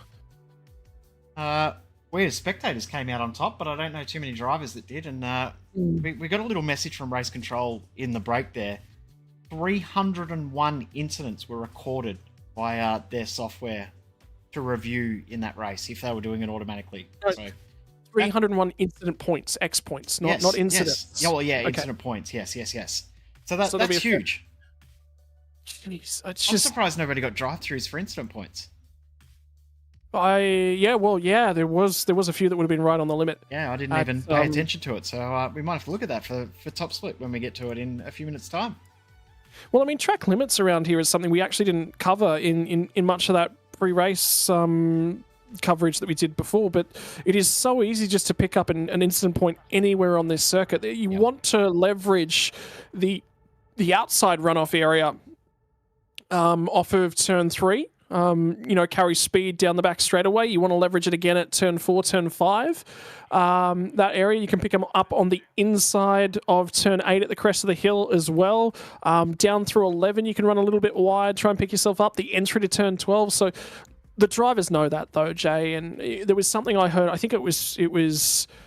I can't remember if it was Bo Albert a while back, but I was talking to him about pace and what you can really do with a car around. And it was Spa-Francorchamps was actually the track, and he said it was somewhere in the realm of 3/4 of a second to a full second you can extract in terms of pace, but using them smartly is a big part of racing. And I mean, you even look at Formula One these days, you get 3 track limit warnings and then you get a penalty. Even then, with only 3 track limit warnings, they do still use them. And they know that they've got them too, and the same in real life V8 racing as well. We hear, the team say, "Hey, you've got your track limits, use them." Especially at tracks like Gold Coast, we hear that every single year at the Gold Coast races. You've hit your track limit warning, now you've got to stop doing it, or you've got some in the bank, use them up. It's definitely a part of racing, and we see it in sim racing and real world racing, and it will never change, because as racing drivers, you're always trying to find that extra little limit. If you're not trying to find every single last tenth of a second, are you still going racing, is a question that often gets asked. In terms of what the points look like at this point in time as well, how good has the season of the Lobs esports cars been? And you look at last year and you look at everything that transpired in 2023. At the end of that, you can let it define you, or you can let it grow you as a person. And when the tough guys really get pushed up and against the wall, they come out swinging, they learn things. And when you look at James Scott and Jared Filster, both of those guys in particular, it's motivated them to another level. Of course, Jared has got to sit by the wayside and put his hand up and go, yep, I've been in the naughty corner. I've got to own this one. I've got to learn from it. And I think he's done that, and he's not here this year, but he's supporting that team as a big margin. Dylan Rudd has had a very, very strong championship. He's leading the way in terms of the Logitech Pro Invitational, sits second in this championship. What a breakout year for the driver of the number 990 machine. New partnerships for him, has absolutely made the most of opportunity that's come his way, not just off the track, but also on the track as well. Jake Maloney, I can't tell you how fired up this guy is at the moment. This is the best I've seen Jake Maloney drive for a number of years. He's always lurked there, just beneath the surface. Right now, in terms of the Trans-Tasman racing outfit, he is punching above his weight. This is the best I've seen him drive. And he's having fun. And they're trading paint, these guys at the top, and loving it, right? They're loving the close battling. It feels like these guys have been able to go, yep, 2024 is a reset. Let's go at it again, reinvigorate it. And these guys are. Well, all you have to do to show you how much paint they're willing to trade and have fun doing it is go to the races at Winton. The first race and the third race, we saw plenty of paint traded between James Scott, Dylan Rudd, Jake Maloney, and they were all so happy that it happened in the same breath. They all loved the hard racing that they had. It's a little graphic that we made up for tonight, just to show that the series has progressed a lot in that James Scott did have that little lull at Phillip Island, but since then, it's been all on him. Of course, he's won every single race since then, but he's out on top with a perfect score in regards to championship points for winning the round at Phillip Island, but lots of different names in amongst the other podium finishers, and some names that we probably don't see enough in that championship race runners-up, race podium positions. The likes of Madison Down, we only see on the list twice. That's with 2/3. It's an uncharacteristic season for him when he's been racing. But as you said, Maloney's been very, very strong. But other drivers that we're seeing pop through as well. Rick Kuznetsov, great to see him have good results. And last round, Zach Rattray-White, that was so good to see his good results. Chris Coxhead as well, great to see him have a good result. So lots of different names in amongst that field to go with that race winner of James Scott.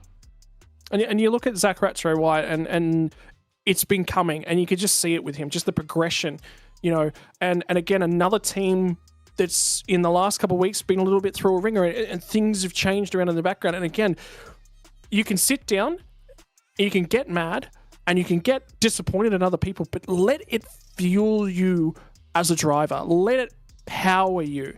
And the big thing is, from 12 races this season, just the number of races James Scott's won, out of the 2 he hasn't won, only one of them has he not finished on the podium as well. That record, not just across the round results, where he's run every round this season by country, but been so good, but the race results as well have been right there. So that is a man that's just, whatever it is he's found, you don't go this far through the generation of a car and find something like that overnight, right? That doesn't happen. From memory as well, that race that he didn't finish on the podium, he still finished 4th, didn't he? I'm pretty sure so, yeah. So he was right there anyway. So, it's amazing that he's had such great results throughout. So good on him for doing such a good job. But what it has done is raised the bar a little bit as well. He's now forcing everyone to go to an extra level. Well, it does. Yeah. I get the feeling when you look around, life in the sim racing world, it comes along and it takes, you step away sometimes. And there will be, and we've seen this through how many generations of sim racing drivers. They step in, they're there for a couple of years, and then it just takes its toll, and people go, I want to do this year. I think we're in one of those transitionary years. Whereby there's a bunch of people who are going, I'm going to take a step down this year, or I'm going to still enjoy my racing, but I'm not going to push myself to the same level. And I can say that across every team I think has got drivers this year. I think Lobs is really the different team. But I think right now sim racing is just going through a little bit of a period whereby people are going, I'm reconfirming what I want to do with my life and what I want to do with the next couple of years. I think what's going to happen is at the back end of this year with Gen 3, you're going to see a reinvigoration. But to get to that point for Gen 3, you make sure that you're comfortable with it. Andrew Gilliam's a really different story, because if you look at his 2023, he didn't have the time to invest. He absolutely didn't have the time to invest. But at the same time, he still scrapped the results out. This is a new look Andrew Gilliam, yes, in terms of delivery, and this is his 3rd new team in, or if you count it, 4th new team in, what, a year? He's not been in the greatest spaces. Everything's not worked out and around him. So you can look at the guy and go, he's really... I have heard people say to me, I see Andrew Gilliam and I think he's really disloyal as a driver. That's a fair comment. That is absolutely a fair comment. But the circumstances, I mean, he's made it work. Yeah. Well, yeah, So- and I wouldn't say he's disloyal. He's just also found himself in situations that have brought about him being forced to change teams as well. So, Absolutely. so That's it's what not I was like, talking. Yeah. not all changing teams by choice. He's just happened to be there where he's been forced. His hand's been forced, and he has to change teams. And, you know, the only person that's in control of that and the only person that can change that and make his destiny out of it. And I'm not looking at him to be... I always say this, no matter when you change a team, you've got to give yourself at least a month to settle and get yourself in. You might get to a new team and your drive just goes away all of a sudden. And that happens. That absolutely does happen. Sometimes you get there and you go, no, I thought I was chasing something here and it didn't eventuate. So... Or alternatively, you get there and you go, oh, I've got to change everything about the way that I go about. So generally when you see changes to teams like this, I'm always saying at least a month before I'm starting to expect performances of you. In that 1 to 2 month sort of period, I'm not expecting anything of you in that period. It's then that 2 to 3 month that not the expectation jumps up immediately, but it's very, like I'm starting to go, okay, you must have flipped the switch and you must start to improve from here. Have to. Absolutely have to. So for Gilliam this year, he's gone through that once already. He's now going through it the second time. I don't think it'll be as slow to respond this time. I think he's going to respond. And if you hear everyone around the Lobs team at the moment, they're going, I wanted somebody to push me. I wanted somebody to change me. I wanted something to really compare myself against. They've got that opportunity now. Yeah, and he's a level 1 driver. He's an A+ driver. He's going to absolutely help that team grow to newer heights. I mean, they didn't really need to go to any further heights than what they already had, but they're going to go to bigger heights now with him in the team. So it's great for that team to have him as part of that outfit, and I think he's a good fit for those guys as well. He probably brings a little bit of stability to the team as well. It's really exciting for a number of names through the field. I cannot tell you, I really love the Talyancic story. I really, really love everything that's gone on for Michael Talyancic, because you can say that everything fell apart over there and everything didn't work, but Tally, it didn't happen because of, from my understanding, and I could be completely off base here based upon the information that I have, but you can sit there and, for Tally's point of view, and go, did he not try? I don't think he... I think he threw everything he possibly had at making his circumstances work over the last couple of years. And this is a guy who's had a career change, had a massive move, and at the same time, not just a career change, but an apprenticeship as well. For a guy that's over 40, that's difficult to do. I know a couple of people in my life that have done it, and it's very, very difficult to do that. And at the same time, the guy's been competitive from a sim racing perspective as well, and managed teams. The amount of workload and stress that puts on you as a human being, I think it's taken his toll out of his driving. I absolutely think his on-track performances have suffered. I agree. 100% agree. I want to see what does... and again, same thing, I think the next month will be difficult for him, but he already says, Scott, I'm happier. I'm really, really happy again behind the wheel of the car. I'm loving life. I'm having fun. He jumped in an Xfinity car with me the other week and said, this is something I've never done before. I'm really enjoying this. Was something really, really different and shook me up and got me enjoying my racing again. So, you know, it's...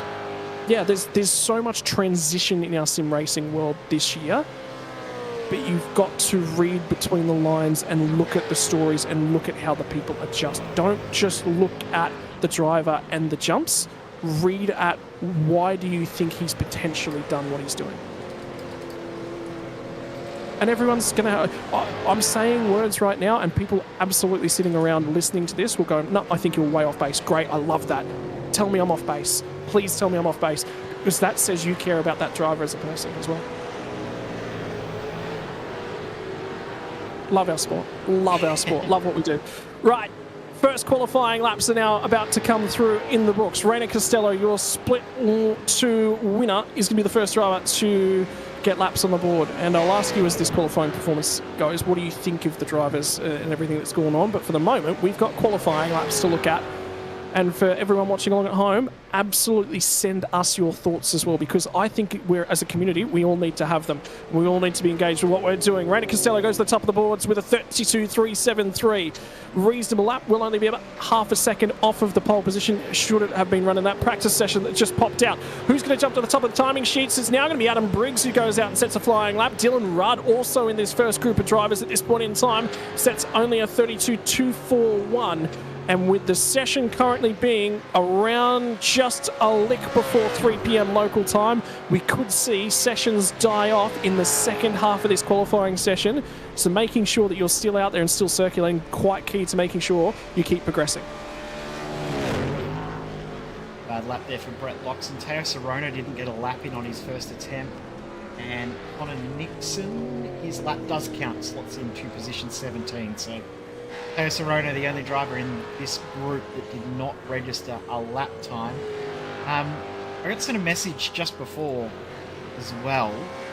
Ty Delaney, he thought this was his first ever split one appearance, and I had to correct his teammates to remind him this is his second top split appearance. He made his debut last year at Jerez in top split, so his second ever top split, but first of the season, and good luck to him tonight. It's great to have one of the youngest drivers in the field, not the youngest, but one of the youngest drivers in the Australian-New Zealand community out on track. Not far off the youngest though. He and Rayhan, they fight amongst each other for youngest in the field. But it's great to see. In the supercars field. Yes, Let's be honest there. Yeah. Even within the Australian iRacing community, it's one of the youngest. We've got some 11 and 12-year-olds, but there's not many of them below 14. There's an 11-year-old who can absolutely drive the wheels off a Formula Ford, by the way. Yes, so don't. I was thinking of the exact same person. I can't remember his name, but yeah, we've been watching him in FRG on Monday nights. And there was Ocean as well. I believe there was a 12-year-old girl as well. It's also a part of the field from FRG that was in the Formula... Super Formula Lights field from their last split as well. But yeah, that progression I think is quite key in terms of the sim racing audience as well. How good is it that we've got heaps of youngsters below 14, 15 that they're already starting to make their mark, and that's the next generation of Australian, New Zealand iRacing community. They're the future of our sport, and to see them matching it and beating some of our veterans is absolutely incredible. I can't believe that. I look at an 11-year-old kid and what they're able to do on the sim at this point in time, which is probably entry-level hardware, which is probably not the tippy-top end of town as well. You know, you just look at them and go, hand-me-down stuff. Oh, my word, where are you going to be in a year's time? And all they need to do is just keep turning laps, racing regularly. That's at this point in time, that's all you can ask of them. Thomas Freeman actually didn't set a valid lap time as well, who's now actually come out on track. Yeah. So there was a second driver. I was wondering that, but... I was trying to do the sums and saying that didn't quite add up. How it was, Teo did do a lap on that second run. His lap finally counted, so he's slotted in the 19th, and the 20th driver is Freeman. So 20 drivers in this group. There'll be 15 drivers in Group 2, which will roll out around about 16 and a half minutes left on the clock. With the meantime, Ronnie Costello did set a good lap time here to put himself to 5th on the board. We'll start another flying lap at this point in time. And there was also updates coming out of the Drop Bear Motorsports crew as well, that managing to have 3 drivers back into top split for the first time in a good while. Corey back behind the wheel of the 094 machine, which we will keep an eye on as things progress. It was good to see him back in that car for the first time in approximately 2 years. So, you know, old friends, and we're starting to see the re-emergence. There was a couple of drivers. Was it Sam Blacklock we saw cutting laps in an Indy car just recently? Yeah, well, Sam's come back to join the race control guys as well, so great to have Sam back within the community again. Former V8SCOPS race winner. And Corey McFarlane at this point in time sitting 4th as well, so on his return. So talent, class, really never goes away. It's like riding a bike. Jumps back into the sim, jumps back into a good position. Andre Youssef with an opportunity here to advance himself up the field. And when you think of Andre Youssef, the supercar's not the first car you really associate him with. So, you know, it's been a rough old year for Andre. he's still finding himself. He's a lovely guy too. I've spent quite a number of times. I think it was, I want to say 2021, the guy got COVID right about the time the Indy 500 was on, and him and I ended up doing a whole bunch of laps together right around that point in time because he couldn't work. So, and the Fishing Motorsports guys are still banging on that drum, by the way.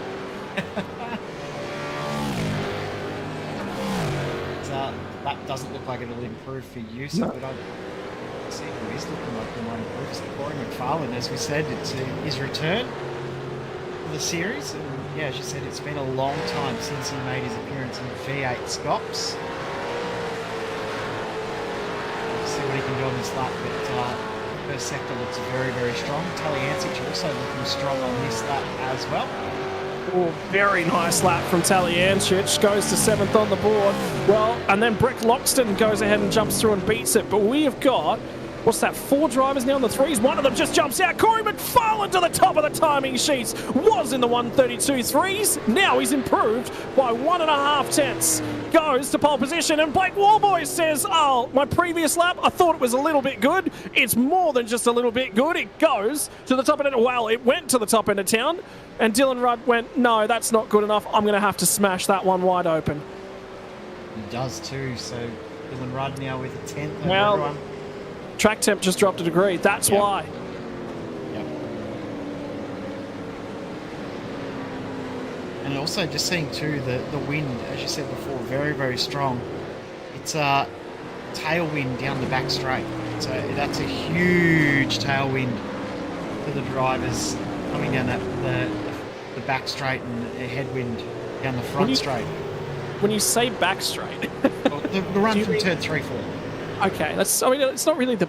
It's down the bottom. I suppose it's. Yeah, all right. It's the other straight. Another straight would be the back straight. Well, yeah, that's what I was looking around the track and going. Yeah, it's got to be from turn 3 to turn 4, right? Can't be anywhere else. Righto, one more run, perhaps, in the offering, as everyone's going to dive back into the lane and try and pick up, in Sandman's words, 4 Dr. Feelgoods. Dr. Goodyears, aren't they? No, 4 Dr. Feelgoods, he called them last time out at Road America. Okay. I do like the term Dr. Goodyears. That's a good call. Good shout. They'd be Dr. Dunlops, though, wouldn't they, really? That doesn't have the same ring to it. Dr. Feelgood, for those that are a little bit older, will know who Dr. Feelgood is, and I don't think I want to talk about it on the broadcast. But yeah, if you're a little bit younger, you can Google it. If you're really, really young, don't Google it. Scott is so confused right now. He's a bit older than a bit younger than me. Well, are you talking about the English pub rock band? No. Okay. No. She used to host a segment on the radio back a long time ago. Yeah, I have found who you were talking about. Yep, you have? Yep. I'm sure some of the others that are of a similar vintage as I will know exactly who I am talking about. Well, the first key is you said radio, so... That's the thing that you have in your car, kids. When you don't have an MP3 player or your phone Bluetooth to it. Where do I plug in the cassette player? Anyway. I have actually spun a few records in my time. My parents do have a record player, or used to have a record player. I think got through about 4 records, and we were getting really keen to enjoy their old record collection, and then the record player up and died on us, and that was the end of it. We literally, yeah. So I have heard records in the flesh. Vinyl is making a bit of a resurgence in the world as well. It's cool going to shops and seeing big vinyl collections, not just CDs, when you're going to look at music. Yes, all right, MP3 player. Yes, all right, whatever. In the days before the iPod. Days before the iPod, you used to have a portable CD player that had a cassette thing that you put into the cassette player.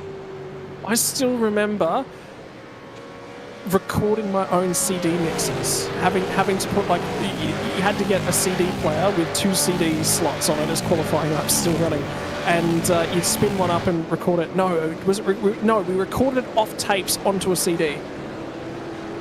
in a old stereo system. I've recorded my own CDs. Yep. I've recorded my own cassettes, so... Yeah, I've done that too. Off the radio.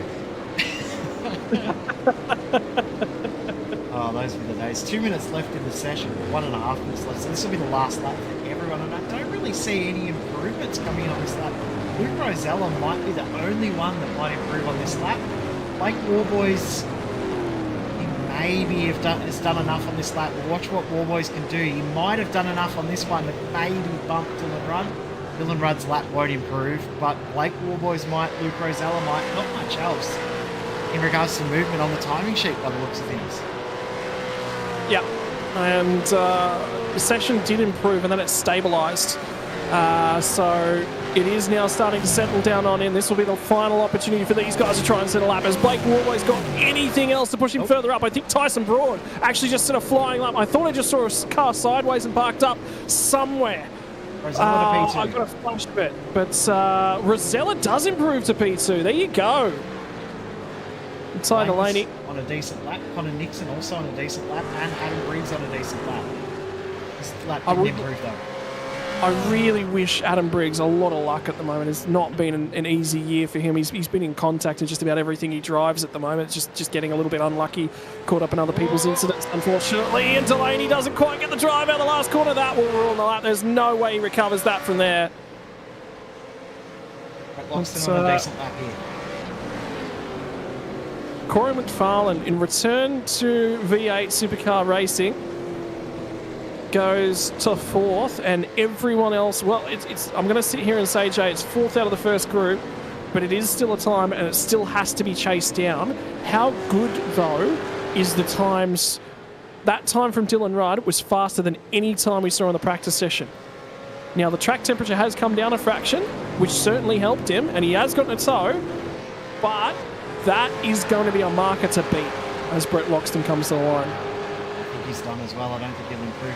Just also looking at Corey McFarlane, the last race he did in V8SCOPS, as you said, just on 2 years ago, 24th of July 2022 at Donington. Started 41st, finished 15th in race 1, then finished 11th in race 2. They gained 26 positions in his first race. I'm absolutely... We can't bring him up. We cannot talk about Corey McFarlane again for the rest of the night, Jay. Thank you. I'll ruin him. Renato Costello just crosses the line on his final lap and jumps up to position number 4. Was out of sequence. The only other driver on track now is Matt Morris, so that is session done. Indeed it is. And for those drivers in the first half of qualifying, positions are Dylan Rudd from Luke Rosella from Blake Warboys. Reina Costello will sit in 4th at this point in time. Corey McFarlane, Adam Briggs, Tyson Broad, just under. Look, 3 thousandths of a second between Tyson Broad and Brett Loxton as well. So that one's exceptionally tight in there. Michael Talianchit's inside the 10, and Connor Nixon rounds out your top 10 of the first group. At which point we'll go overleaf to Andre Youssef from Jamie Dyke, Ben Morris, Lachlan Capel, having a spin in the supercar. Tell you what, from Jamie Dyke to Capel is 9 thousandths of a second, covers 3 spots in that one as well. Will Brown from Ty Delaney, Matt Morris, Byron Pierce, Thomas Freeman, Teo Sorono round out your starting field. Freeman and Sorono both back in the 35s and Byron Pierce the 34, so not representative lap times from 3 cars there as well. Mixed up back end of the field there, wasn't it? You got Morris back there, who we probably expect to be a little bit higher. Byron Pierce, who come through split 2, and then Freeman and Sorono. That's surprising to see those guys so far back, but they will have to obviously work hard to get themselves up towards the front come race time, as Dan Stevens does another flying lap in the safety car, thanks to Proven Energy. You know, it cops a lot of flack, that car, but I do like that Porsche. I love it. I reckon it's so cool. It's got the best brake lights out of any current valid Porsche on the sim. Don't get me started on the brake lights on the 992. You just... Almost could say what brake lights, because they're very, very tough to see. Mate, stickers would be more effective than those things.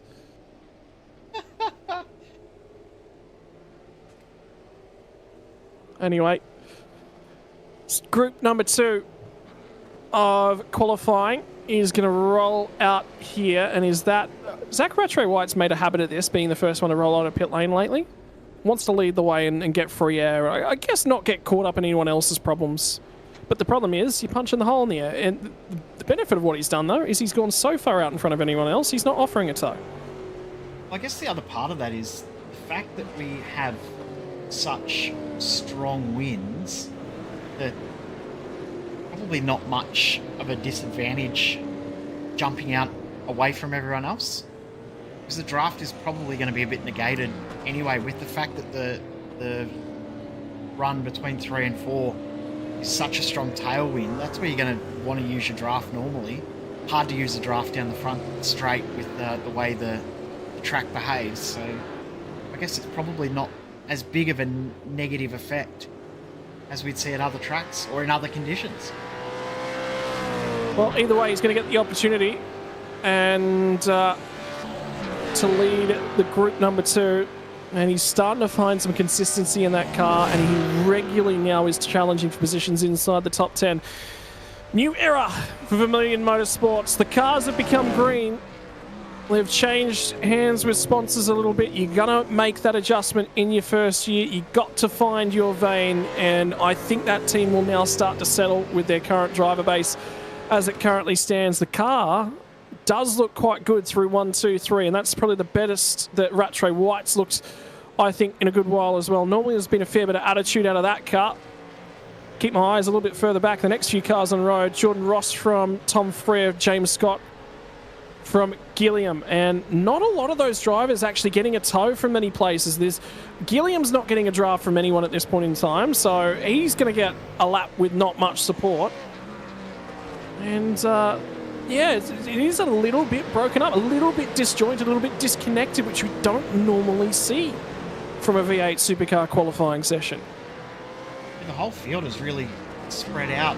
They've even got bigger gaps than they normally would when it's this sort of qualifying session. So the cars behind are spread a little more. Also good to see some different names in this Group 2 qualifying as well. Ewan Baker's made it into this one. Kurt Stenberg, we normally see him in the first group of qualifying, but he's made it into this second group. Hobson as well, also in that group as well. So some interesting names within this second group. Opportunity, and it's good to see Job Stewart actually back out here, obviously with Super 2 duties. Does keep him away from being able to race on the sim as often as he necessarily would like. So that's the difficult part about it, is at the end of the day, it is a lot more relaxed. Is that a side-by-side battle on the run of the line? It is. Dylan O'Shea and Brenton Hobson. Good news is they didn't compromise each other. They didn't side draft, and that's the key, Jace. They didn't compromise each other a whole bunch of time in the line, but Dylan O'Shea's lap time is not very good. I'll tell you whose lap time was good was Andrew Gilliam's as he jumps to the top end of the table. We expected the times to improve from the second group. Dylan Rudge, remember how I said that was going to be a good marker? Look, if the track cools a little bit more, he's probably going to slide a fair bit down. But for that to be the marker and remain third after your first group of qualifiers, first qualifying laps from the second group, that is a very good lap. It's a great lap, and also pipped his teammate by 1/100th of a second as well. So James Scott sitting second at the moment at Lobs. P1, P2, P3, P4 at the moment. And James Scott got a tow, and Gilliam didn't, by the way. So does that change things in terms of how they set up? Wind is starting, it's died off a fraction. Not a lot, but the wind is dying at this point in time. So I think server conditions is going to dictate what the lap times look like, as the wind's actually died off a lot more. It continues to die off at this point in time. Whether or not that blusters back up again is going to have an effect on the remaining part of qualifying. So Job Stewart at this point in time has managed to make his way into 10th out of that group. Stenberg did not set a valid lap time. Rick Kuznetsov did not set a valid lap time, and Scott McKenzie No valid lap time from those 3 drivers, the only 3 without a valid lap time on the board, although I'm not sure if Mackenzie's actually part of the dance here, shall we say. Yeah, I think he's joined by mistake. I also see that Yeah, Scott Rankins also didn't do a lap time there too. I don't know who he is, but he's apparently driving tonight. One thing that you'll know now that you're commentating with me for the first time is you won't want to ever do it again. No, I won't. Thanks, mate. I wish Mez was here, because there would be calls for the bus to be brought back out. Don't worry, the bus is reversing over you a lot, and it will for the rest of the night, but don't worry, I expect it back as well. Righto. Run number 2, and it's going to be a little bit of organisation, I think, at this point in time. I'm interested to see whether or not... By the way, I said that wind speed had rolled off. It's peaked again. It rolled off for all of 30 seconds. It immediately, again, climbed another 7 or 8 kilometres an hour, which is right back up to where we were before. So it is going to continue to bluster. The direction's changed a little bit. Not from the southwest anymore, now from the south.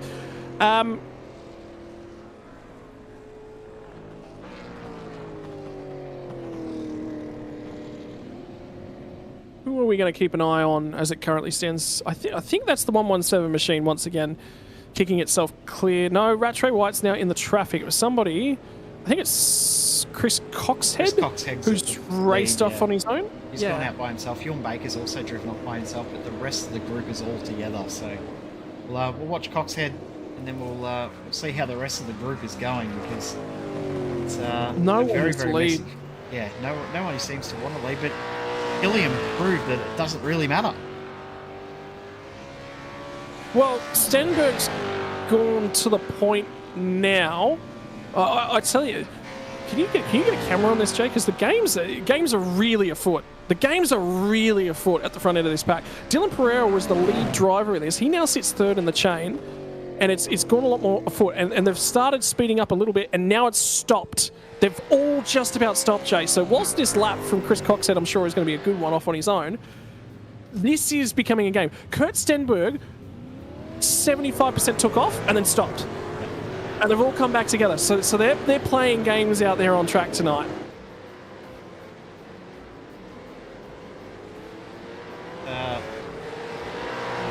Strange to see the games already playing in this session, but in the same breath, I'm not surprised that the games have started. The drivers in this field always like to do something different than everyone else, and we're seeing it again tonight, but I don't think it's going to pay off for too many drivers. They need to just do their own thing and not worry about what everyone else is doing.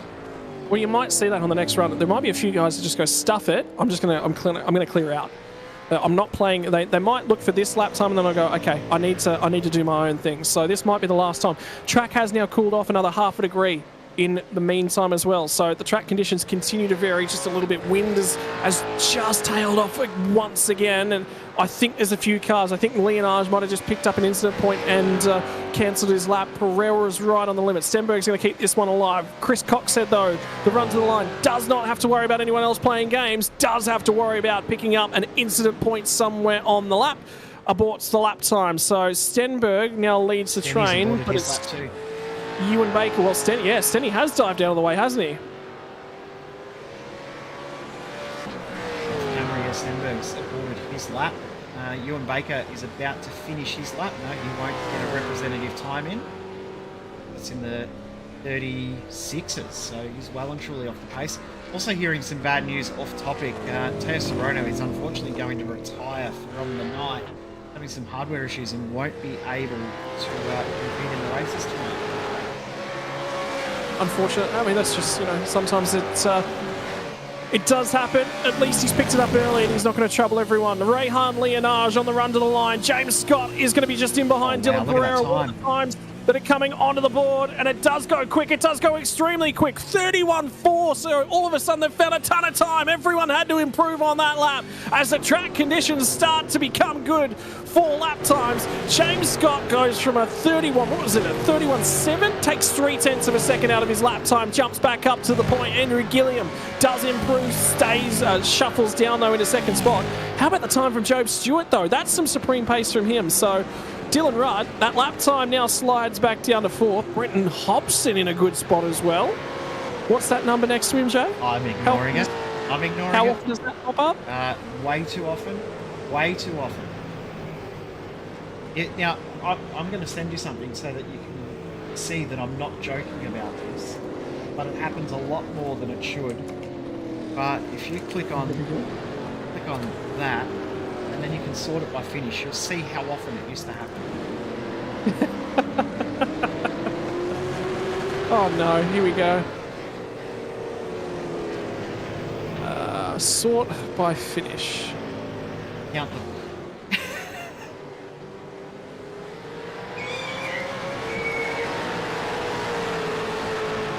Is that 13? 13-6 finishes in V8SCOPS. Brenton Hobson has had.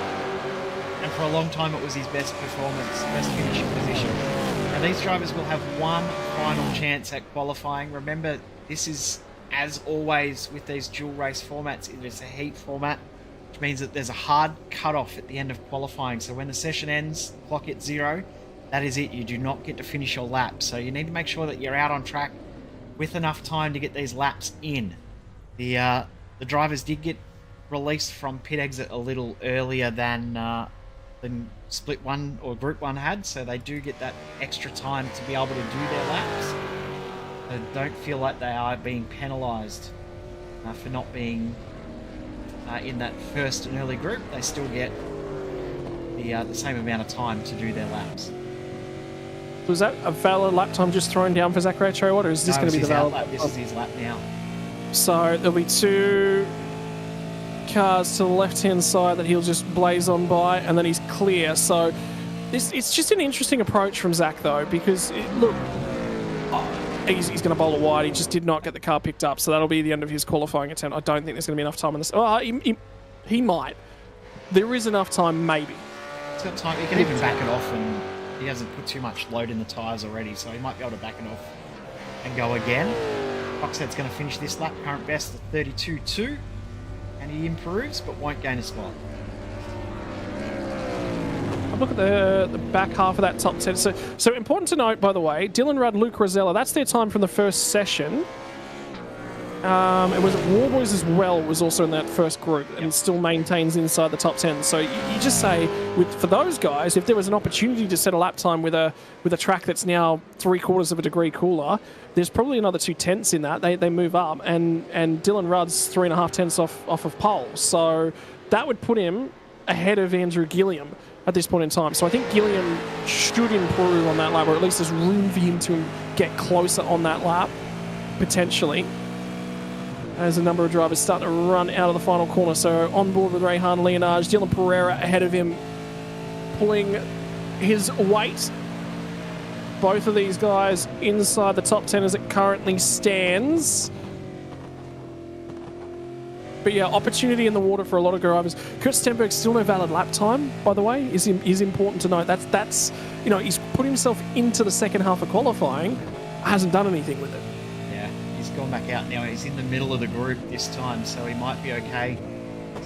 Leonage, first sector, looks very, very strong. Actually, second fastest first sector we've seen out of anyone. Oh, did he get it off track? Oh, that was did close. He get it off track? That was very, very close in the margins. I think Pereira ahead of him did get it off track, but Pereira's, there's nothing more. He won't get another opportunity for a qualifying lap.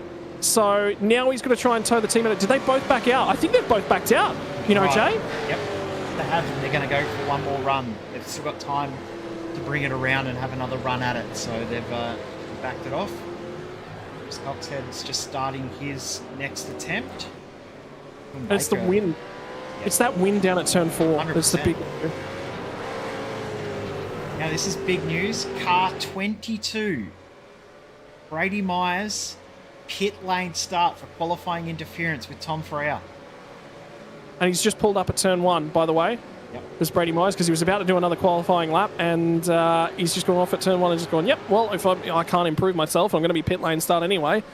I'll jump up and set myself for the race. So that gives him a little bit more preparation time. But yeah, his qualifying session now effectively over. And at this point in time, there's got to be a good lap. Dylan O'Shea's bailed, I think, on this lap time, which means that He's going to effectively start down on 11th, barring any improvements on this current lap. The track isn't improving. The wind is still swinging around. It's still not perfect. Job Stewart is actually looking really good compared to Kurt Stenberg. But I wonder if for this lap time, Stenberg has to get everything out of this lap, and he's missed it. Down at turn number 10, getting it turned back in, and now Stewart is right there and right in his gearbox, which is going to be an issue towards the tail end. I don't know if Stenny is actually on a valid lap time because he doesn't look like there's pace in that car.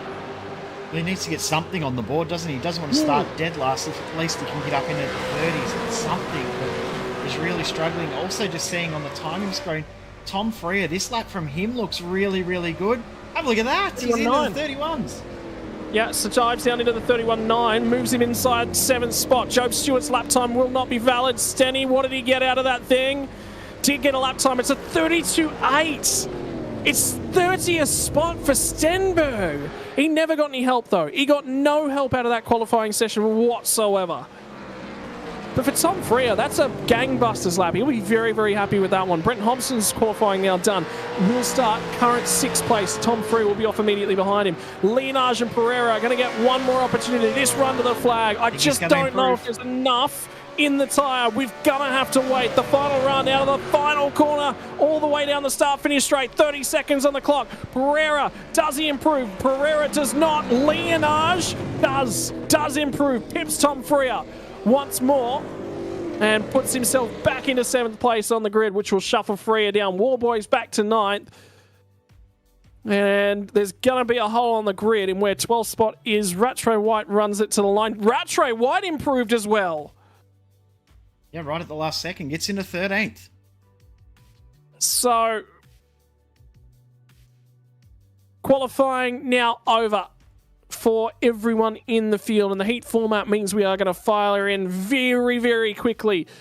James Scott has taken another pole position. It'll be Andrew Gilliam who will start off alongside of him. Commodore and Mustang on the front row, showing both of the availabilities, and they're doing okay paints for the Lobs Esports crew. Row number 2, Job Stewart is finding some supreme pace at the moment. The fastest of the Synergy Sim Racing drivers, off alongside of the third of the Lobs Esports cars, 3 inside the top 4 for them. Luke Rosella from Brenton Hobson makes it 4 out of the top 5, and Hobbo, the second of the Synergy Sim Racing cars, says that they are looking to deny the Lobs Esports cars from being supremely quick. Could challenge for a podium tonight. It's going to have to be a quick car to do so.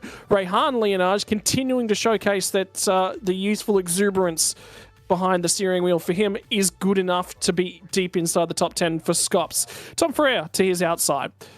Then we'll throw it back to row number 5. Blake Warboy is off alongside the second of the Phoenix Racing Team cars. Means that WK and Sim Sports inside the top 10. Always love watching Blake do well. Outside the top 10, Dylan O'Shea from Brady Myers will leave a vacancy on the starting grid. Zach Rattray White will be into 13th with that last lap of the session. Off alongside of Rainer Costello, who qualifies in 14th after coming out of split 2.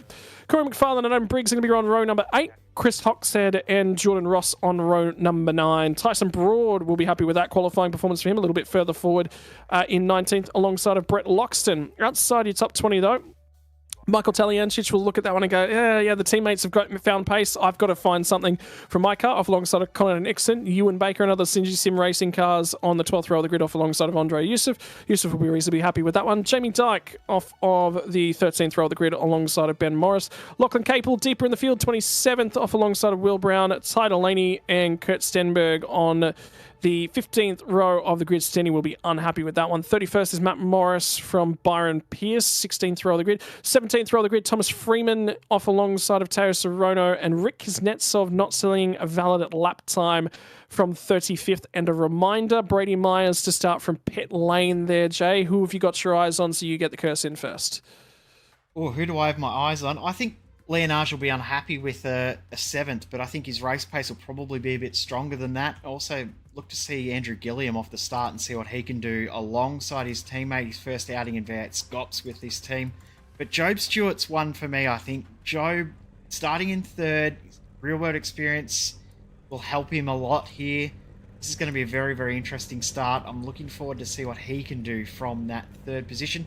The other thing to note as well, this track start on the outside, P1, P3 on back. So they have a little bit more of a tougher run through turn 1.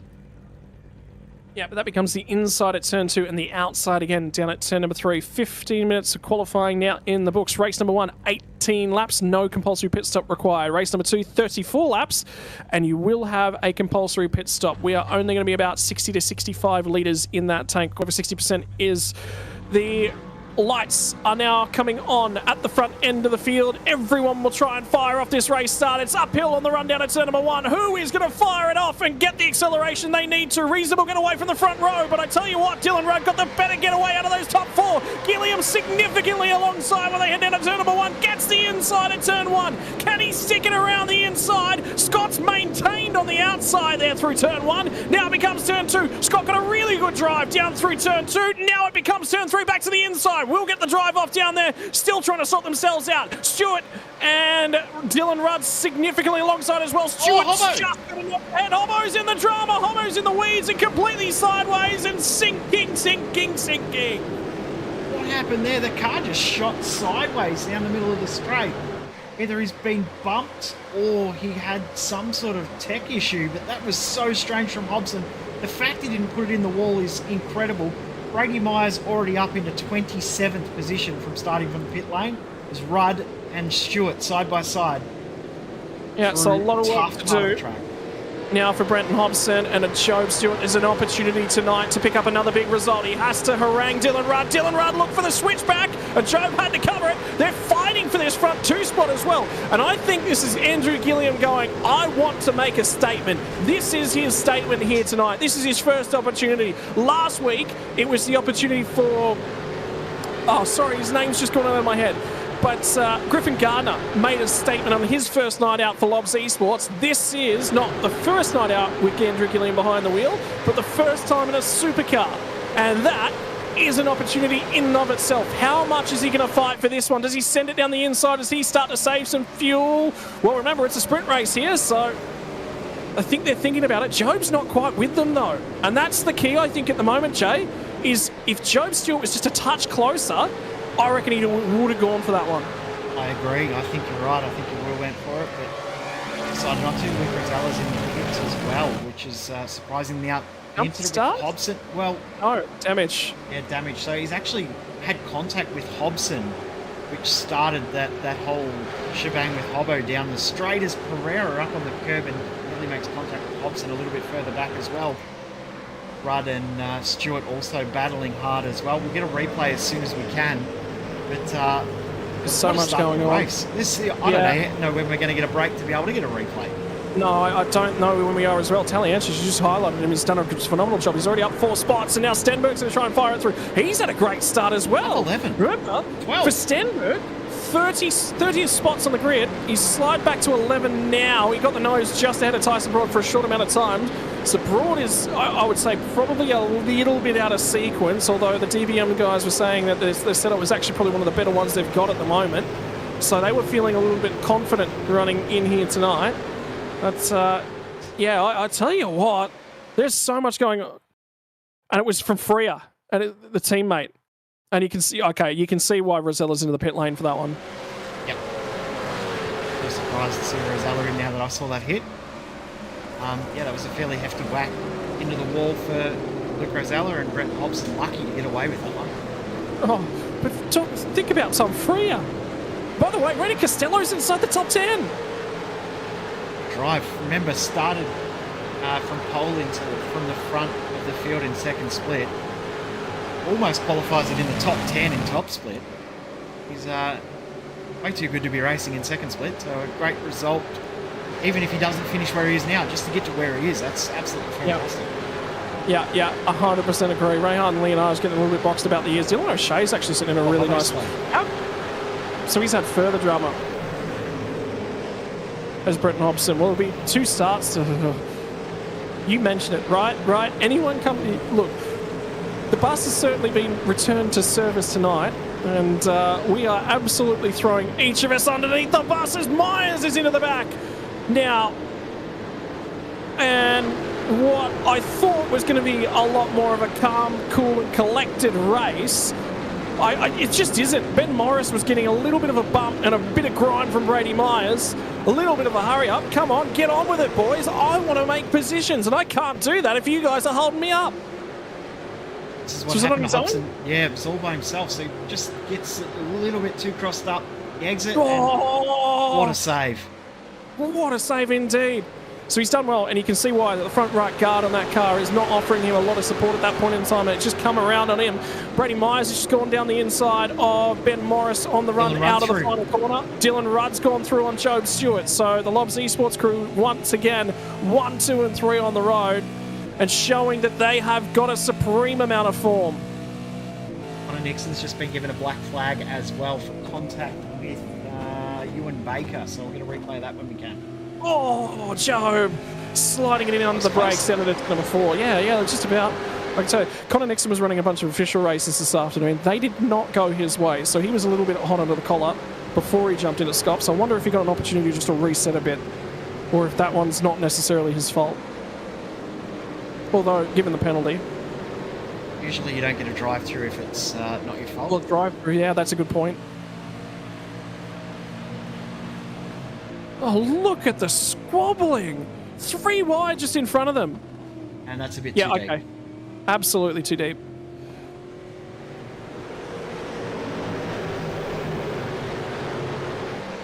Oh, my word. Shout out to Tom Frere as well. He's doing a great job. He's up in the 5th position. He's holding Dylan O'Shea behind. And also shout out to Dylan O'Shea because we've seen him in 2nd split how many times this season?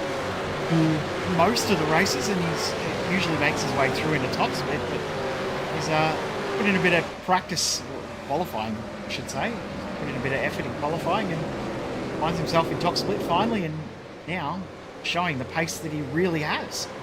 See, the thing about Dylan O'Shea is when he has a good night, it's a great night. But the problem is he's just...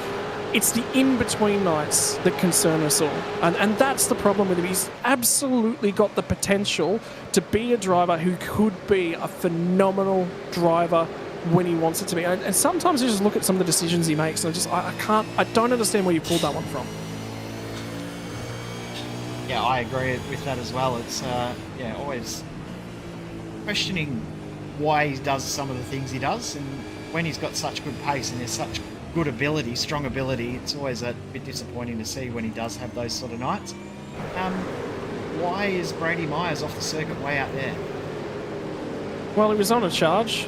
He was putting it into some reasonably good spots, and he was fighting in and around Hobson as well. So, I mean, there's something going on there. He was behind Hobson on that most recent lap, and He might he's not make it back to the pits.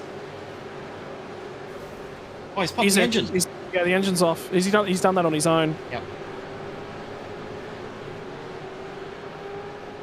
So I think we're going to see a safety car here. And it's not just him. 900's just requested a tow as well. Although I get the feeling he's already in the pit lane.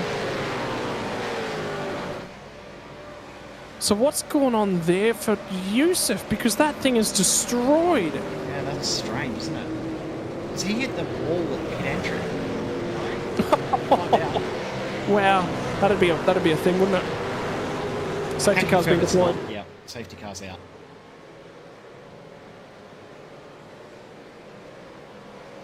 Well, you wanted a second to go and have a look at some replays, so you got it. I just don't think it's in the manner that you necessarily thought you were going to get. Oh, okay.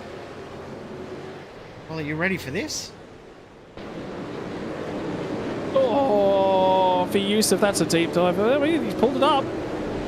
It's hit by Pierce and then around and then bang. It's absolutely run over there by the Phoenix car of Herrera potentially. And then the tyres ripped off the front end of it. He's got no steering at all. Byron Pierce has had to bring it into the pits as well. He's ended up with a bit of damage from that hit. Chance for the race to reset, for us to get our breath back, because this is a strange old night. This has been... It's just bizarre. weird. Yeah, weird's a great word for it. It's not... There are decisions that have been made by drivers tonight. I think the way we were just talking about Dylan O'Shea is I think the same logic that I normally apply to reviewing Dylan O'Shea, I think applies to the bulk of people tonight. Is that it's just not necessarily been clean and concise decision making. It's been spur of the moment. I'm not going to say impulsive decisions, but you sort of see a bunch of drivers that just sort of get themselves in a position and then they just go, oh yeah, why not? Rather than, I probably shouldn't be here. Oh well. That was evident That's in Split 2, wasn't it? That's, Yeah. that's a perfect explanation of what happened in Split 2. Just, I mean, absolutely. Look, you can be a race car driver and you can be an aggressive driver and you can be like, I'm in a spot, I'm going to defend it for all money, but give yourself an opportunity. Give yourself an opportunity to get deeper into the race. You know, it's just, is it Interlagos? You said the last few times we've come here, first time race winners have popped out. Is it something about the track that's doing that? And we are seeing more differences in supercar setups in terms of straight line speed than you normally see for a track we've been to a multitude of times in the past. Yeah, and add into that the fact that we're seeing such bizarre... Is bizarre the right word? I don't know. But the weather conditions are making the racing very, very different as well, because the wind is just so strong. So it's a strange old night, isn't it? Is it just me, or has the wind been really strong in general in most servers of late? Like the last couple months, all I've seen is wind numbers. I think the lowest I've ever seen the wind recently is 15 kilometers an hour. Possibly. Now, talking about winners and first-time winners at this track, how about a list of drivers that have won races at this track? So Yeah, sure, let's go through that. 2016, Richard Hampstead, Josh Rogers. Pretty good list there. Go to 2018, Jared Filsell, Forza Nabi, Wayne Berg. Another good list. Go to 2019, Madison Down, Dane Warren, Ethan Ringgold. Madison Down in 2020, did Hampstead in 2021. 2022 was James Scott and Wayne Berg. And then we didn't race here last year, so out of the 12 races that we've had here in the past, 9 different race winners. How good's that, though? It just says there's a lot of opportunity in the water to certainly make something happen, so... Do you hang on to the tyre? Do you give yourself the opportunity to go hard? 2 races on the cards for tonight. 18 laps in duration. No compulsory pit stop for the first one. Drivers from the rear end of the field. Thomas Freeman was inside the 25th sort of range. I wonder whether or not he maybe picked up a few spots on the run into pit lane. But again, why not? If you're at the tail end of the field, give yourself an opportunity to go racing, go overtaking. And Kurt Stenberg did that recently at Watkins Glen Logitech Pro Invitational as well, and did that very successfully. That absolutely worked out for him, and that was at the back end of a very long race. This one, not as many laps on the tyres, but it will still be a fresh set of boots. I mean, you get 6 odd laps into your Stinner tyres here in this car, that's enough anyway, isn't it? You're already screaming out for a new set of tyres, and if you're already back in the ends of the field, you might as well come in and get them and go again. So I like that call from a few of the drivers back in the field. Yep. Oh, okay, so an update to the race number 2 as well. FYI, we did have a mistake in our coverage earlier on in the evening. I missed that. I misread read the information. There's 2 compulsory pit stops in race 2, so I only read it as 1, but I've been mistaken. There's 2 compulsory pit stops. That makes it even more exciting. Love a man who's brave enough to go pink wing mirrors. And there's 2 of them inside the top 5. Andrew Gilliam and Tom Freer. I think just Tom's more purple than pink. Well, I'm colourblind, Jay, so leave me alone, okay? and if you actually want to be technical, Andre Youssef is also running pink wing mirrors. Folding clothes for a housemate. This got painfully pointed out to me about 12 months ago. I'd always folded socks and put pairs of what I thought were grey socks together because the grey in them all looked the same. Apparently they were pink socks and they were different shades of pink and I couldn't tell them apart. So, yeah, there you go. That's something that did happen to me. That happens in my life. Buy you a pink shirt one day and say, a nice grey one. It has to be a specific couple of shades of it. Like, I can see pink. It's just specific shades. But yeah, purples I tend to see as pinks. So that could be part and parcel of that. Right, James Scott's got control of this field. Safety car is in pit lane, and he's going to hold him. He's going to hold. Have a look at Rehan Leonage trying to look to see if he can get his eyes as far down the road. He's holding them a long time. Now they're going to go at the front end of town, and Dylan O'Shea got a great jump. Leonage did not. Leonage is going to be vulnerable when they get into turn number 1 because Warboys did get a reasonable getaway. Does he swing to the inside? Does he have a crack? Couple breaks in terms of the pack. There's someone really looking for a push. Is that Pereira getting a draft down into turn number 1 as well? Getting a nudge. Come on, son. The field's gone. You better go and you better hurry up. And Stenberg trying to go the long way around at turn number 1. It was also Corey McFarlane looking to get the move done on Adam Briggs. Wasn't able to do it. As you see, Tom Freer trying to get the move done on his teammate. But they've got to work together. If they start fighting too much, as Freer goes up the inside of Job Stewart and through will go Dylan O'Shea as well. They've got to be careful because they're going to lose that pack of Lobs Esport drivers if they fight too hard. Yeah, you're right. They're actually gone. They're gone. That's already been missed, so they're looking for an opportunity in this middle sector, and Dylan O'Shea's been supremely aggressive. Opportunity presents itself now down to the inside for Rehan Leonage. He's getting shoved down there by Blake Warboys. They're 3 wide as they get to the crest of the hill. All bang wheels. It's all kicking off. Safety car in split 2. Now it's contact between Costello and Blake Warboys. These two aren't going to let each other off. Safety car in race number 1 for split 1. And all of a sudden, somebody lit the wick on a few fireworks. How good's this racing here? Costello, what a drive. Remember, raced in split 2, is now in 8th position, has the fastest lap of the race. Had the fastest lap of the race in split 2. Going to do the most laps out of everyone in the field. And is driving through the field. What a drive so far. Up 6 spots. Yeah, everyone in and around him take notice at the moment because Randy Costello's on a mission. Blake Warboys is going to be on a mission to go the long way round at turn number 1. And Zach Rattray White wants a piece of the action. Pinch of the brakes now for Randy Costello. Runs it wide out of 1. Warboys just can't seem to make the advantage. And now they're trying to settle themselves down on it. And something's happened to Loxton deeper in the field as well. Down at turn number 1 as cars start to scramble their way out. Dyke falling through the field at this point in time. And the phrase safety cars breed safety cars just lurks in the back of my mind at this point in time because it's got that feeling at the moment.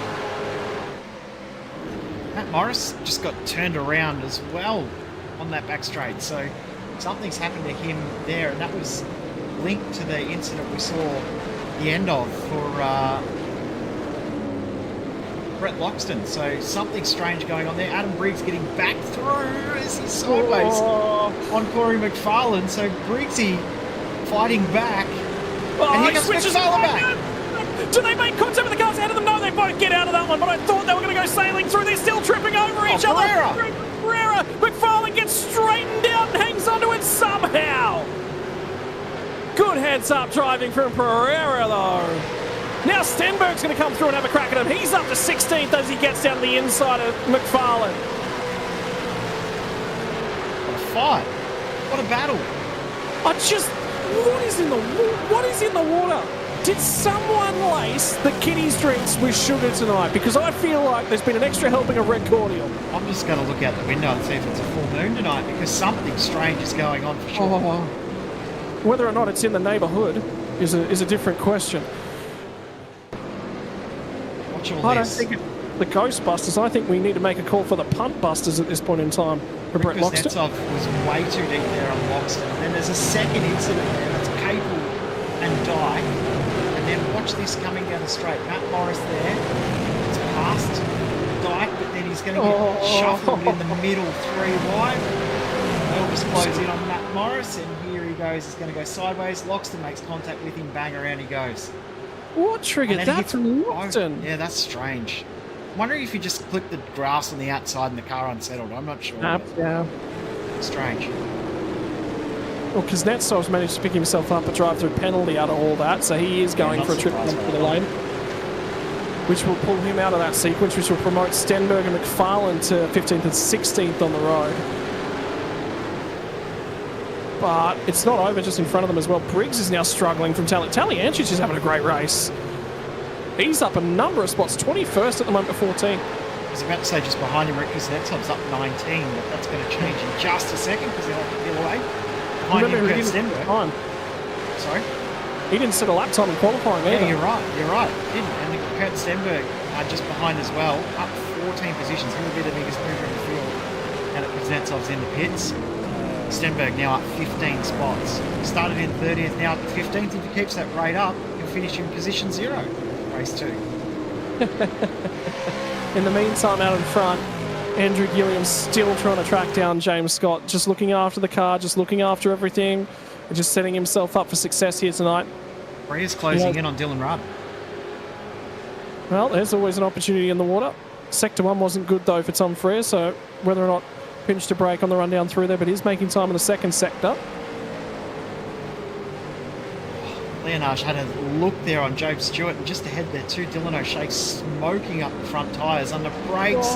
You can just have a look.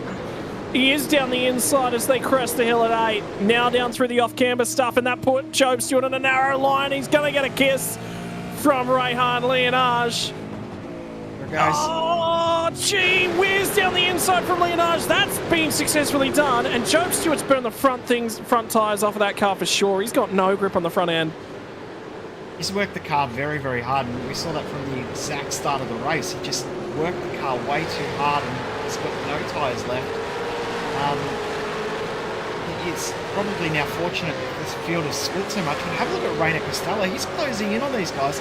Could he finish position 7 from this race? I think there's more in this than that, because we're going to cross the start-finish line here. We're going to have 6 more laps left to run. I reckon he might have a shout at Rehan Leonage, who finally gets down to the inside. Job pinches a break on the run down in there. They finally gets the job done, though. And I think Job just recognised, if I keep fighting this, there's going to be contact, and I'm going to be around. Let's see if we can hang on to 7th spot on the road. Deeper down in the field, they're still squabbling over it. Hobson on the recovery drive is doing everything he possibly can. And him and Corey McFarlane are going to have a ding-dong battle and have a grin from ear to ear, you feel.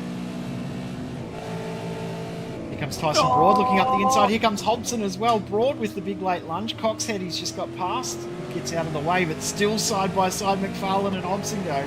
Oh, contact! Called all over the curve and then bounced over it, then settled the rear end, and now McFarlane's still trying to cover that thing off.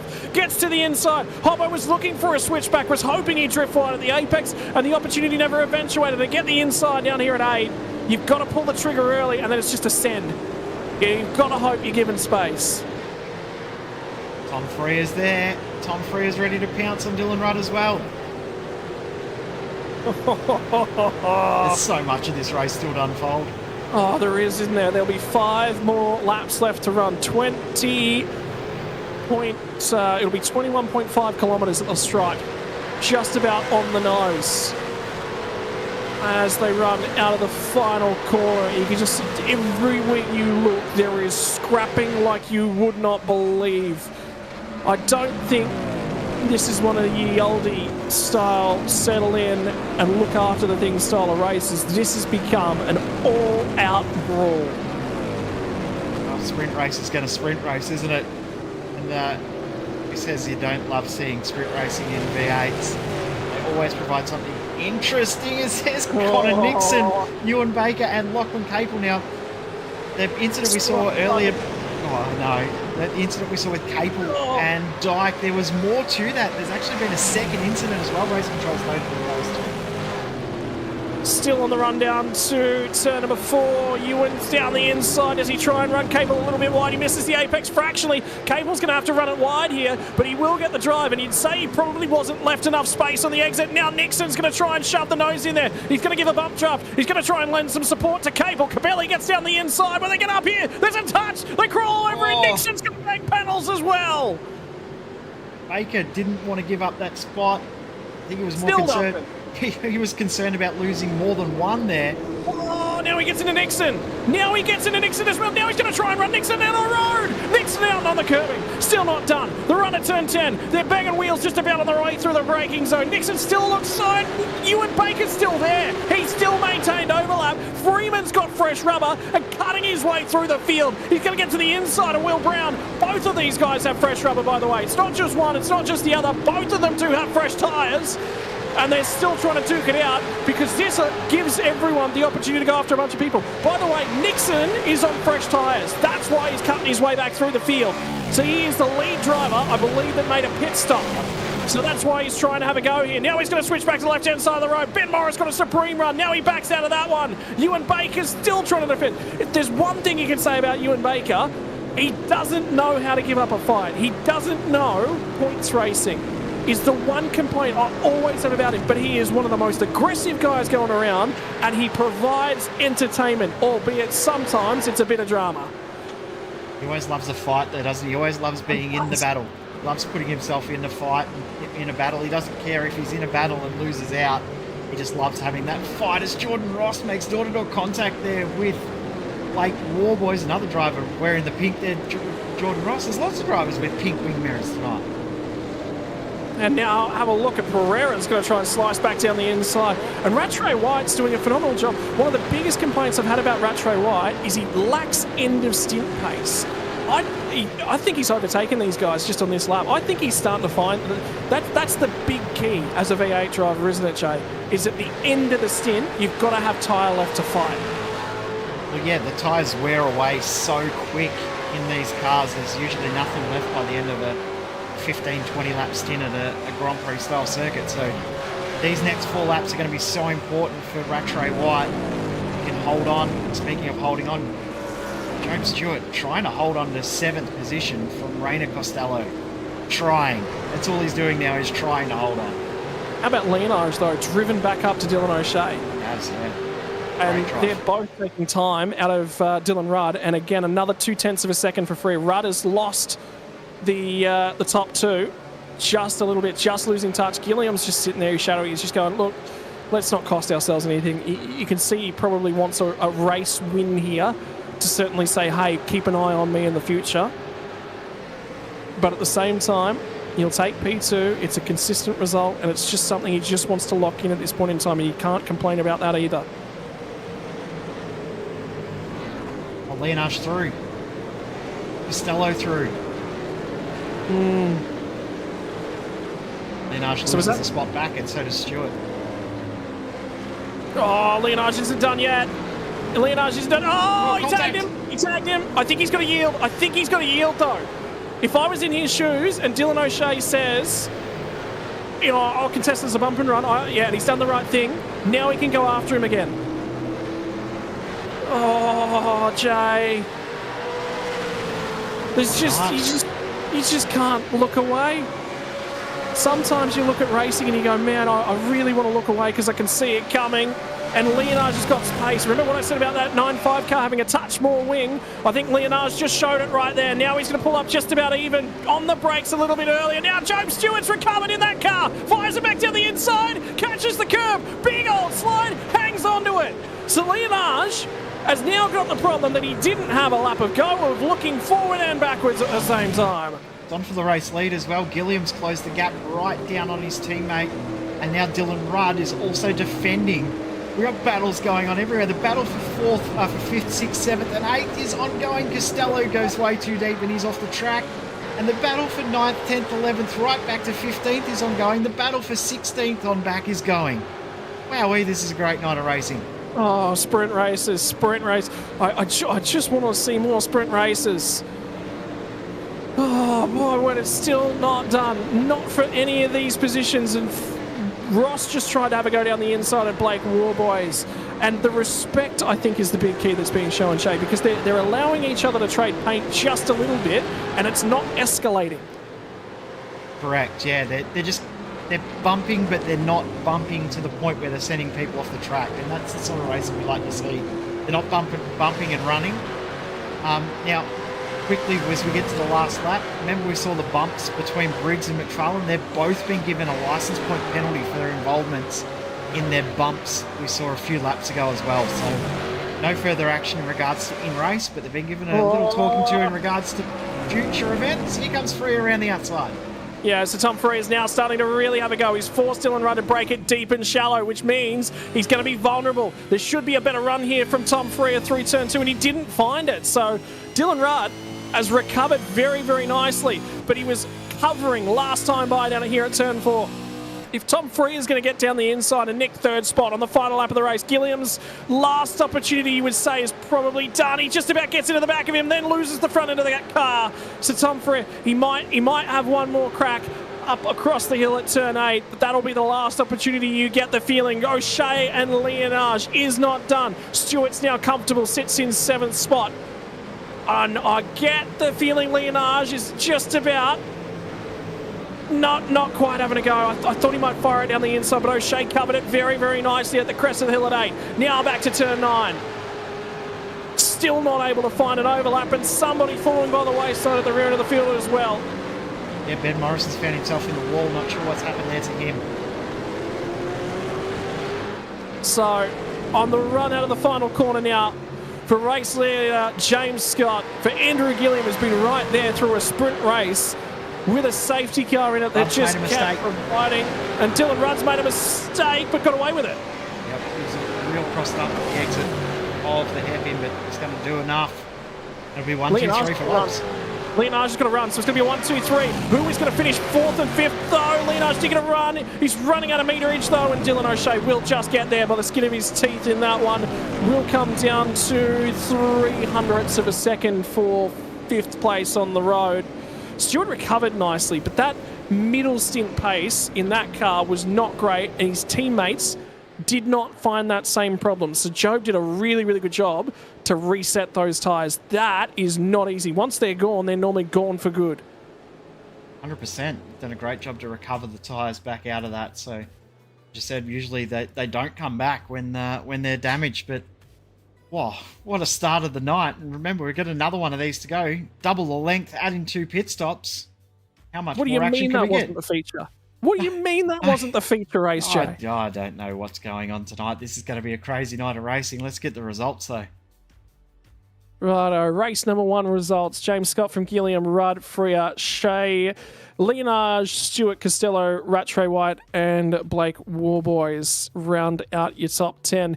From here on out, we were just trying to scrap and have a look when we got every moment. It was not often that we could look this far back. Jordan Ross from Dylan Pereira. Taliancic moves his way to 13th. That's a phenomenal drive from Taliata, 21st. Stenberg in 14th. Briggs in 15th. McFarlane home in 16th. Brent Hobson will be ruining everything that happened on the first lap of that race. Chris Coxhead, Tyson Broad, and Lachlan Capel to round out your 20. Outside the 20, though, Ewan Baker got aggressive as he always does from Ty Delaney, home in 22nd. Connor Nixon, 23rd. Freeman got back to 24th with the fresher rubber. Jamie Dyke, 25th. Kuznetsov, 26th after serving that drive-through penalty. Not too bad, actually, for Rick Kuznetsov to finish back there. Ben Morris from Brett Loxton. William Brown, home in 30th. 31st was Byron Pearce. And 32nd was Luke Rosella's non-finishing car. Brady Myers, also a DNF. And Andre Youssef was the other one to DNF out of that one. Whew. What a race. What an absolutely fantastic race that was. Now, race control's also been asked to look into the final lap there between Leonage and O'Shea. So, get a quick replay about what happened on that last lap, because we were watching the battle for 3rd and 4th. But O'Shea very aggressive here in regards to defending the position. Now, to me, that looks okay, but yep. The only thing you could say was that little movement on the straight, a block, but no, I think that's all okay. That's racing. That's car racing. Yep. I agree. But, it was a great fight nonetheless, and a great job from a lot of drivers in the field to gain as many positions as they did. Stenberg up, 15 positions. Who else had big gains? A lot of drivers make big gains, actually, so great to see so many drivers have a great result in that one. Stenberg up 16 positions, I should say. Capel up 7. Corena Costello, though, I have to go through the history book, but I believe that may be the best result from a Split 2 race winner in Split 1. That's a difficult stat to dig out too, so you'll probably be out that a while. Yeah, I'll go through as many records as I can find. The only race I can think of that was result, I should say, that's relatively close was Ross Rizzo a few years ago. came through and would have been very close to about that same sort of position. I do love a good Ross Rizzo result as well. I do miss seeing him out driving. Good guy, that Ross Rizzo. But we're not far off the next race starting, only a minute and a half. Yeah. Where did that go? Unpacking race 1. No, just watch the replay. No, absolutely, just watch the race back. Don't unpack race 1. Go and watch it again for all that it's worth. But yeah, for race number 2, is going to be an interesting one because obviously there'll be a few people sitting out there and going, "Oh, what about an invert somewhere in there?" No. It's going to be exactly where they finished race number 1. Yeah. So it'll be Scott from Gilliam again on the front row. Dylan Rudd. So your top 3 start where they started. Sorry, my apologies. No, they don't. Your top 2 start where they started race number 1. Dylan Rudd from Tom Freer. So Gilliam got a good start in race number 1. Scott got a reasonable start, and it was just enough to defend. And I mean that's a debate. You've got to a new team, a new driver enters a team and starts working with you. What are the discussions that go on about team orders? And every team's got to go through that pain. And Andrew Gilliam's got a point to prove. Yep, he does. He wants to be a race winner for his team. New team. I think he just wants to be a race winner for him, and I think himself, he deserves it. Yeah, I think he deserves it. I agree. But in saying that, if we're talking about drivers that deserve wins, you could probably name 15 drivers in the field that deserve wins. Yeah, but he's got an opportunity, and that's the difference. Yep.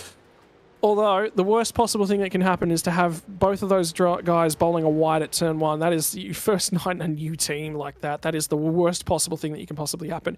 Competing for a race win, whilst he'd love to do it, I think just locking in the results is far more important. I think that's probably what the discussion will be around as we grid up for race number 2. And it's the results as they finished from race number 1.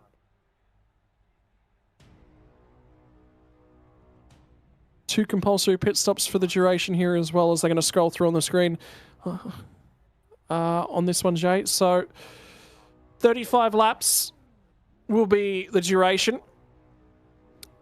A third of that's going to be 11 to 12 laps. You'll do 2 stints of 12, 1 of 11.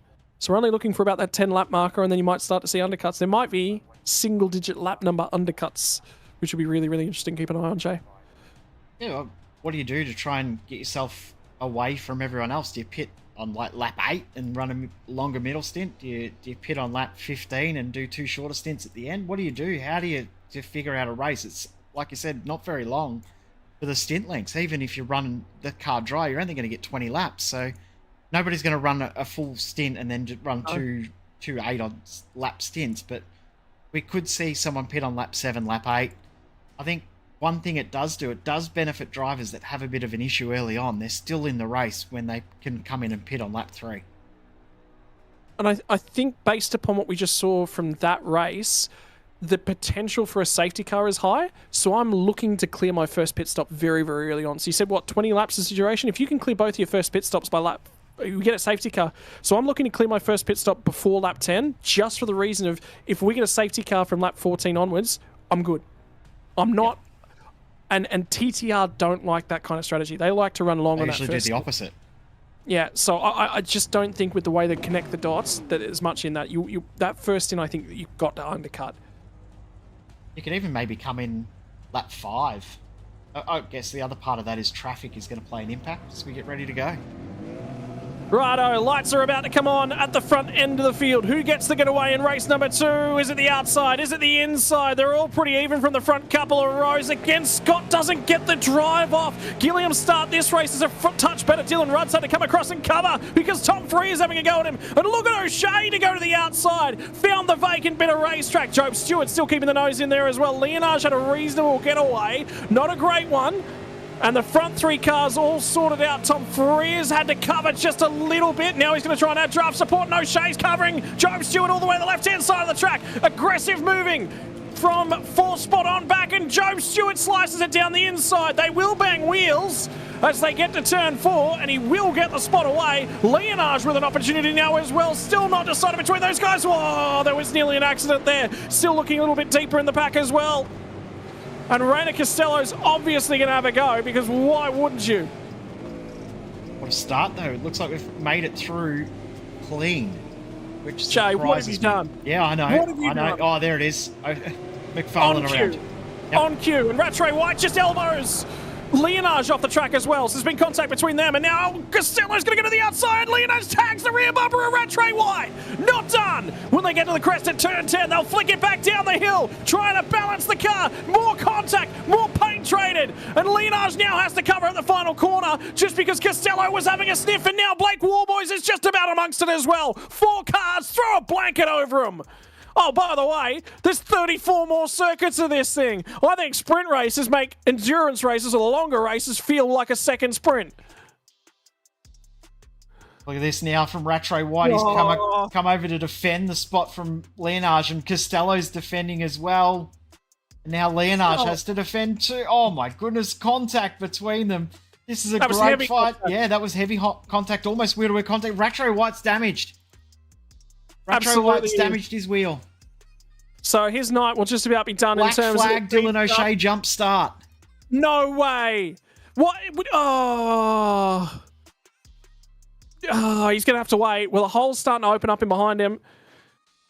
So I don't think he comes in at the end of this lap. I think he comes in the end of the next lap because that field spread in behind started to become quite big. And I think he wants to run as long as he can. Oh, Dylan O'Shea. He's in that jump. Stewart's going to fire it down the inside because, of course, Stewart has no idea there's a jump start penalty. They're going to trip over each other and run out of room. Just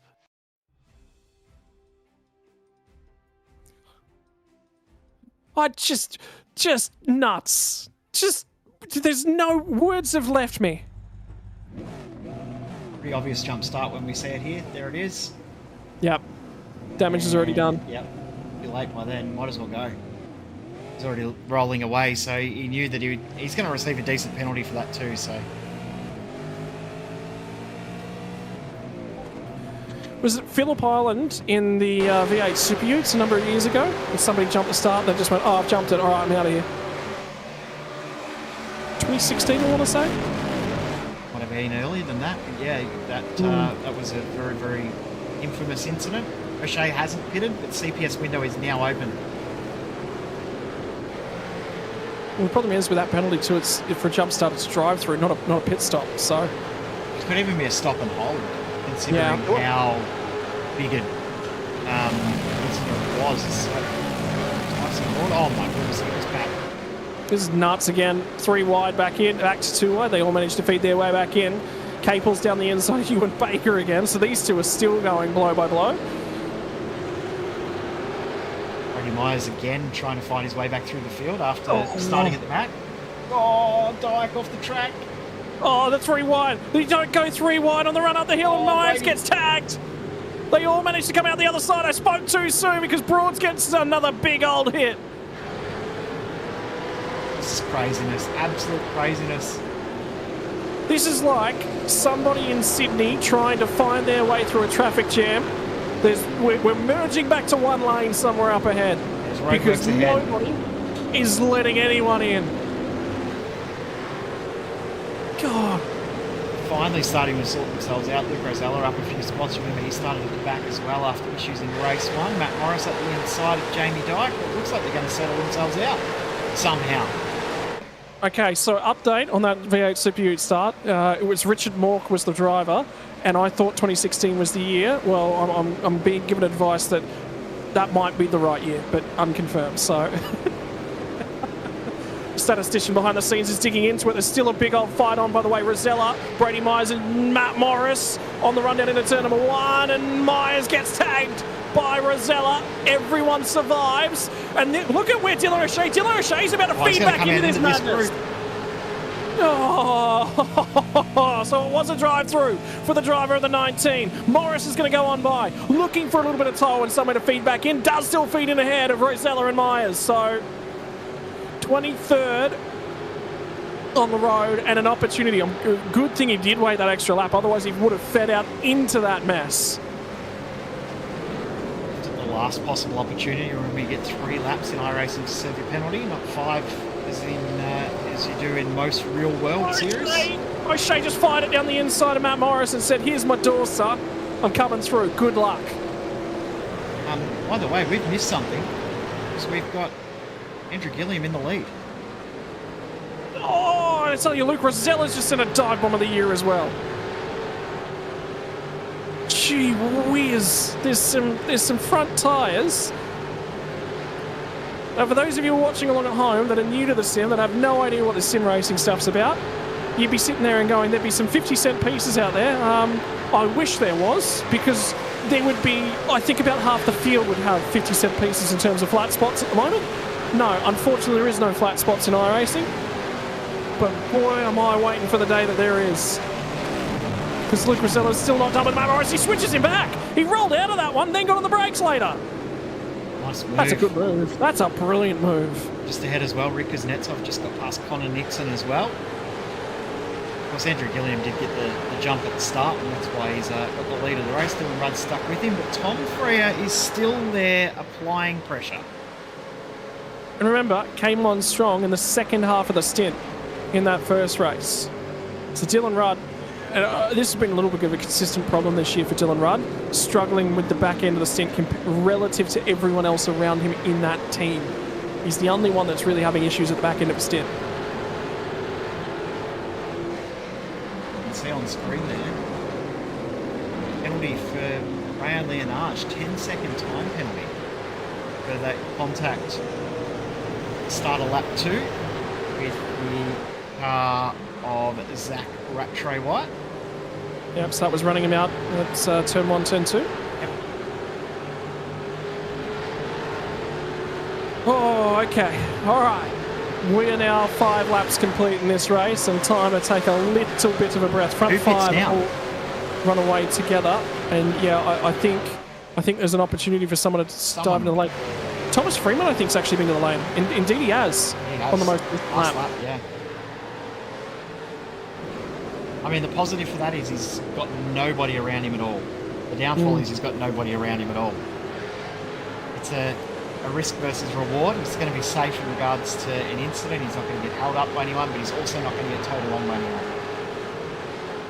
Yeah, but the squabbling, the fighting is so fierce everywhere you look. Although this second race has got a little bit of more of a fuel and tyre game to it than the first one did. I thought you were going to say this race is a little bit more conservative than the last one, but that's not true.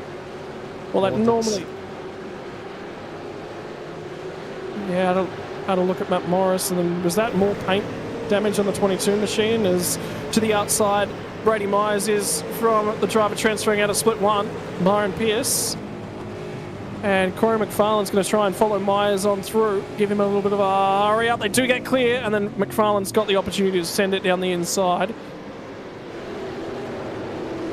But yes, look, with commentators' curses and everything else in mind, fuel and tyre strategy races always get a little bit calmer.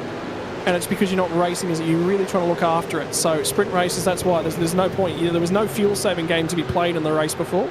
This one, there is.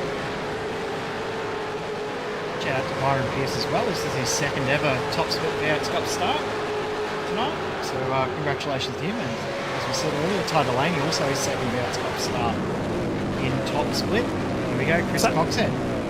Yeah, I was about to say, was that Loxton? No, it's Coxhead. Diving to the lane. Jinx shifters guys usually very, very cagey with strategy. They don't mind that early strategy call, and they'll be reverse engineering the race with the same idea as you said before.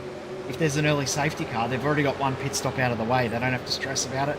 They get themselves some track position back when that pit stop rolls around that everyone will do under safety car. So that's a real good positive for those guys.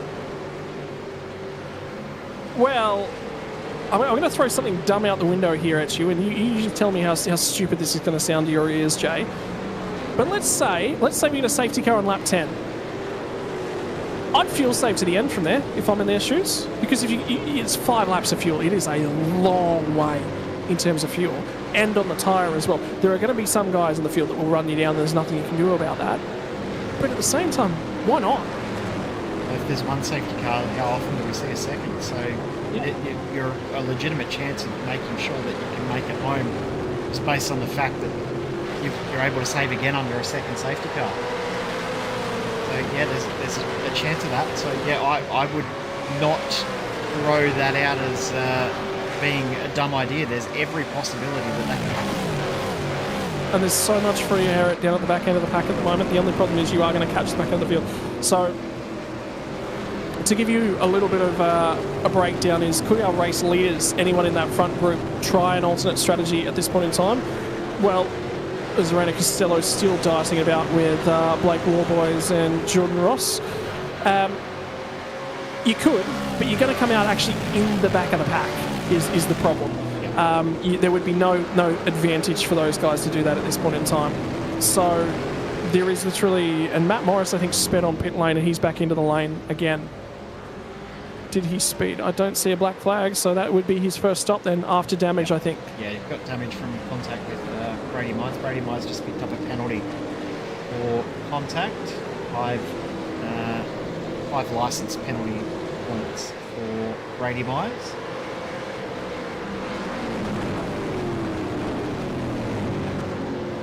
I'm just having a quick look through all the spotters that are in the server for different people, and I shouldn't be surprised.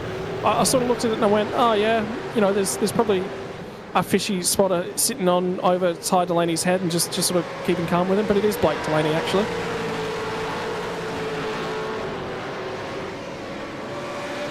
I suppose one of the advantages of chatting directly in the household is that if you want to throw a strategy call out the window and you don't want to tell your teammates about it, you get that option. Ray Leonard's got the same strategy options as well, doesn't he? He and his father usually working race strategies out together. Interesting that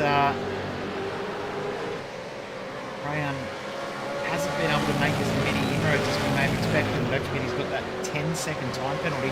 He's looked a little bit flustered tonight, as Rayhan. He hasn't just quite been able to lay down the laps on track like we would normally see. He's been elbowed around a little bit and hasn't been able to fight back like he sometimes can.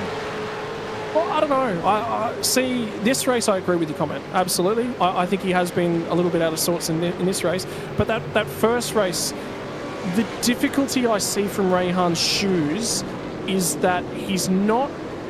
And I don't know if it's a fear factor. I don't know if there's a little bit of a, I don't want to be that young kid that's elbowing people out of the way. But if you think back to Detroit Belle Isle, he just wasn't as clean and concise with his moves. And the guys that drove up to him just sent it, got the move done and disappeared. Whereas he could, oh no, Rosella's around. He was talking about sending it. Well, he does, Luke Rosella does send it. Oh, and I tell you what, he has. He's been served on return. There's the counterpoint to it. Just dive. So the 168 machine sends it down the inside. Doesn't quite get it clear. It just leads on him. There's that code in that. Yeah, there is. Lent on Nixon. Nixon lent back and around goes Luke Rosella. Another car slow on the track. Even Pereira, he's going to make it back to the pits. What's wrong with him? Is that left rear tyre? I don't know. It's the front left. It's the front left. Seen why as well. And contact for Pereira. As Loxton is in, Briggs is in. So he's had a big lose all by himself there, and then bang contact with Adam Briggs there on the rear left. So he's had contact at the front from the car in front of Briggs as well. That's why Briggs brought the car into the pits. So Pereira's made it to the lane, but that was lucky. And Briggs is, I think, is going to be a lengthy stop for Adam Briggs as well. Yeah, front end of that car is just about toast. So lots of incidents going on. The 22, which is Brady Mize, has been issued a license point only penalty for contact on lap number 6. So it's not been escalated up to an in-race penalty, but it is license point penalty. Kurt Stenberg's lurking about just outside the top 10. Taliancic is inside the top 10 as it currently stands as well, so he'll be happy with that result. right now. Obviously, a very, very long way to go yet, but the pieces coming together nice and early. The big issue I kind of have at the moment is that Leonage has started to look like he's struggling a little bit. Blake Wallboys is going to run him down now.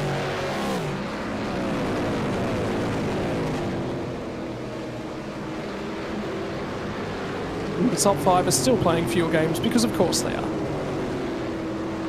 Wouldn't be supercars without fuel games being played. I think they're all just playing the same fuel games rather than trying to do something else. Now, watch this.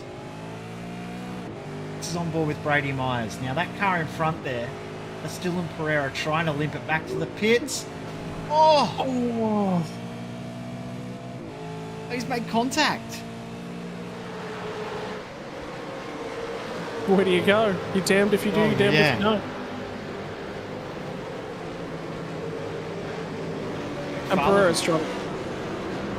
McFarlane was just behind him as well, and he also potentially made contact too.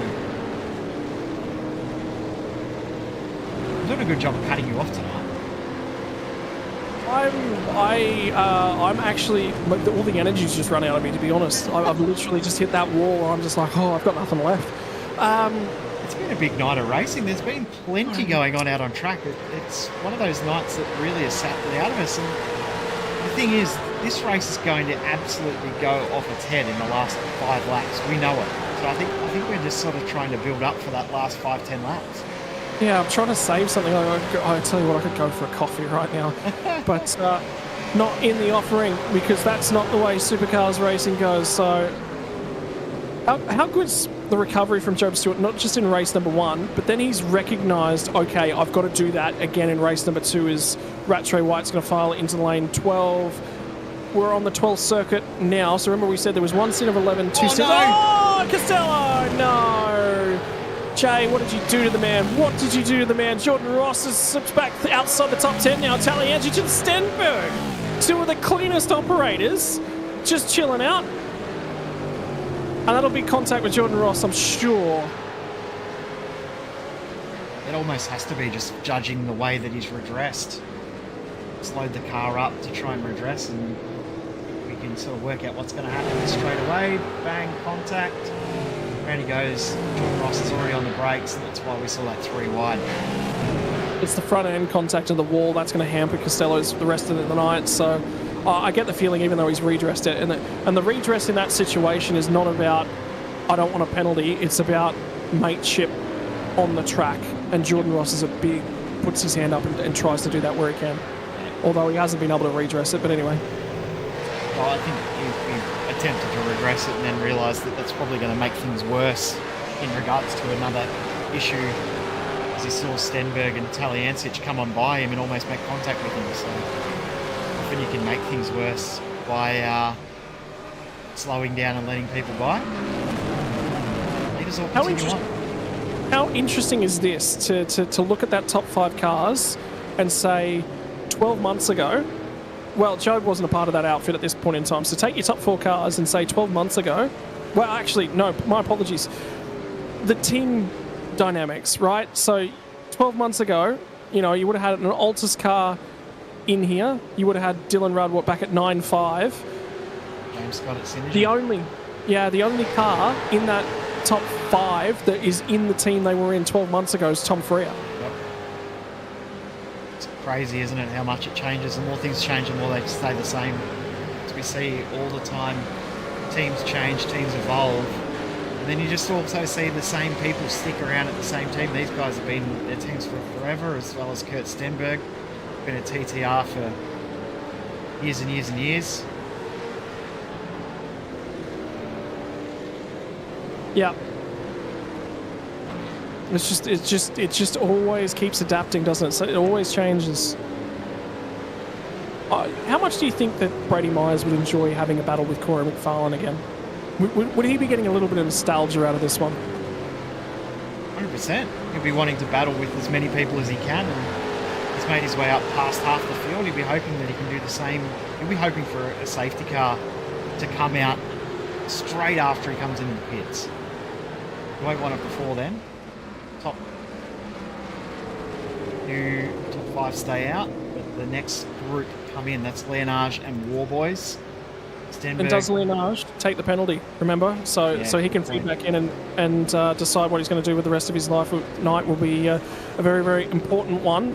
Brenton Hobson came to the pit lane on the most recent lap, fed back out 20th. He's about 1.2 seconds behind Rattray White. Taliencic has been through the lane as well and catching Chris Coxhead, because remember, Coxhead came to the lane at the end of lap number 6. So Coxhead's a little bit out of sync at this point in time. Blake Warboy's now firing out, and I get the feeling that Leonage has indeed stayed for that penalty. So that is now clear. Provide. Okay, I'm not going to say it's clear. TB confirmed if it is clear, but I would expect that one now to be clear. He's attempted to clear it anyway, one way or another.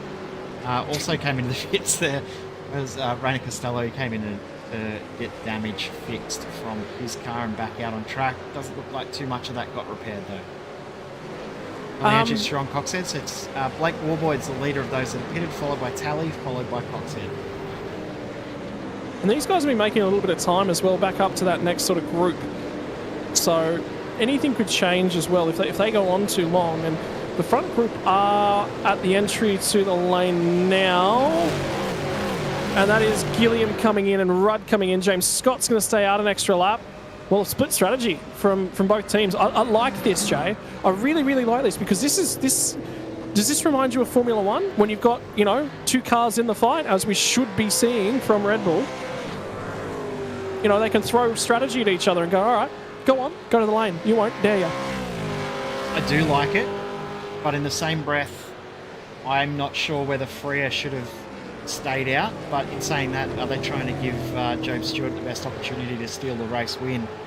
But yeah, I thought Tom Freya's in a better championship position, had a better result in race 1, so to get the points for the round, it should have been maybe him to come in first, but I don't know how the strategy's going to roll at the end of the night. So out comes Joe Stewart, and he's lost a fair bit of ground to Gilliam and Rudd, so he's taken on a bit of extra fuel at that first stop. And I wonder just a little bit whether sometimes they talk about, in terms of these top groups, where they just watch each other and they watch what everyone's going to do and how quickly they come off the jacks. And sometimes you'll see the car ahead of you come off the jacks and you just punch the button to stop the fueling to try and get the car down. We've got to try and stay with these guys. I wonder whether or not he just got stuck just a little bit from Joe Stewart's perspective.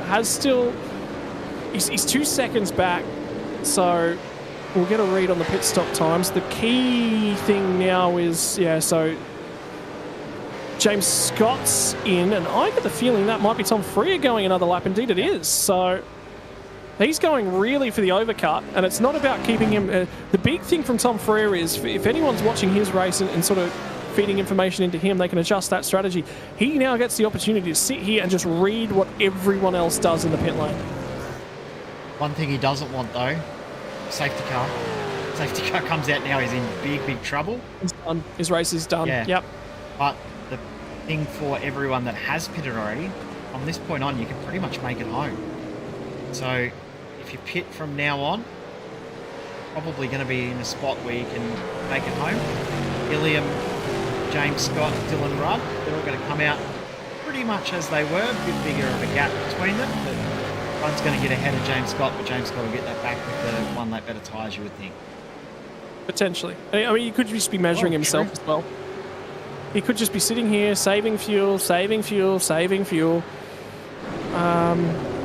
measuring. But in the meantime, Andrew Gilliam, what he is doing well is he's punching up to, there's another few cars on the track in front of him. Yeah, I was looking at Rick Kuznetsov as well and going, he's having actually quite a good night. Yeah, very good night. Given that he had a drive-through penalty.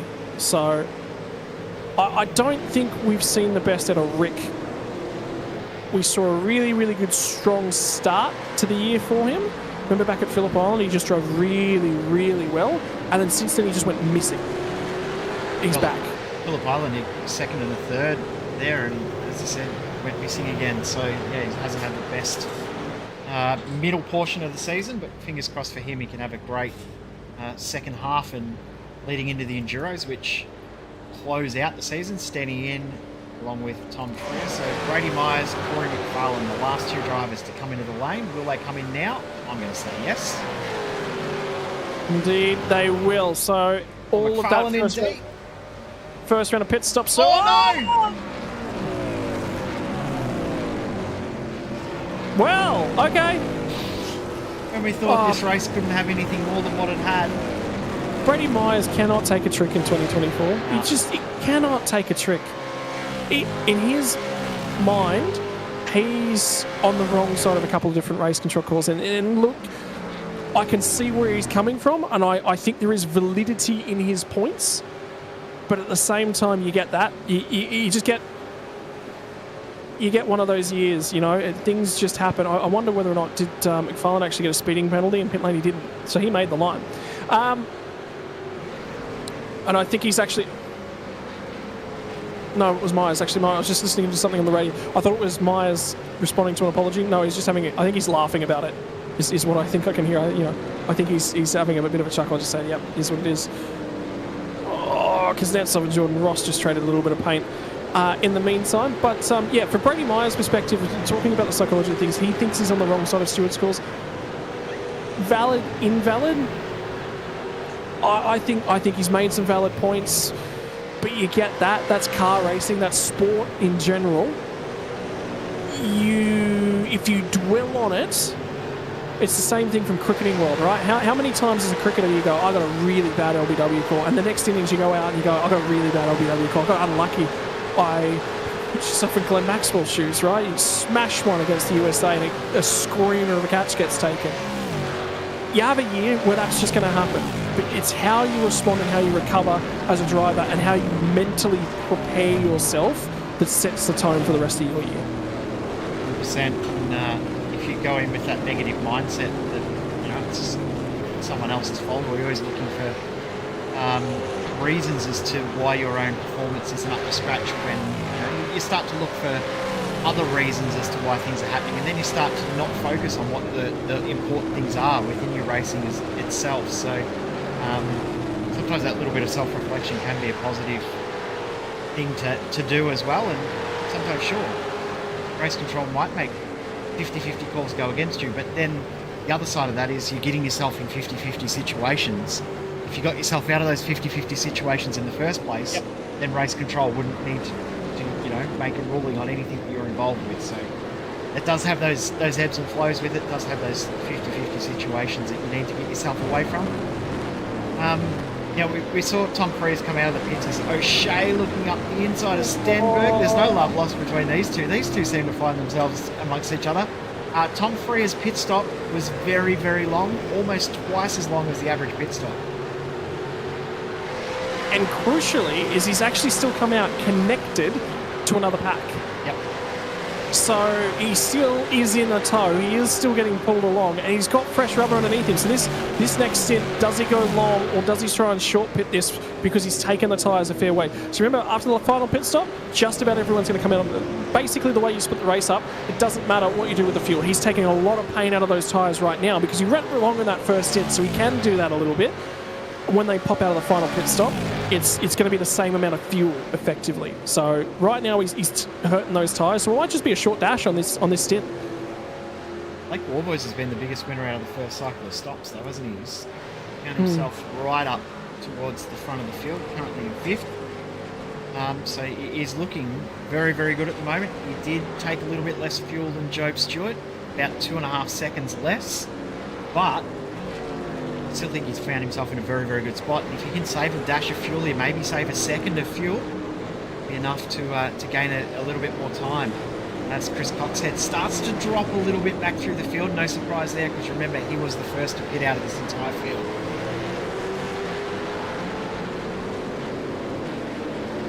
Yeah, and you can see that he's really starting to take the pain, but he's given himself a really good track position. I think this stint from Coxhead's actually been quite reasonable. I don't think it's been massive, but it is. I think it's going to advance him when he comes to the lane for his final stop. Yep, his net gain positions, without a doubt, because he was around about that 17th, 18th position when he pitted. So I think his net gain is going to be quite positive come the end of the night from his results. I've seen Tyson Broad's picked up a slowdown penalty. I'm just trying to work out where he's been. Okay, I found it was run very wide at 2.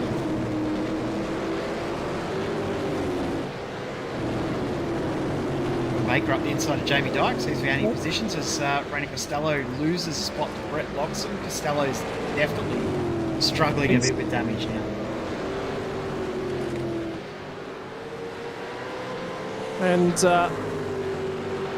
up the front, Scott has just tracked down Andrew Gilliam again and now sits right on him. And Dylan Rudd's actually lost touch with these guys now. So, again, what we've got to ask ourselves is, how does Dylan Rudd respond in this situation?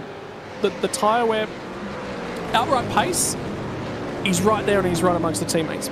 But it's that second half of the stint that if he can answer those questions and he can find those margins, and it will take some time, you know.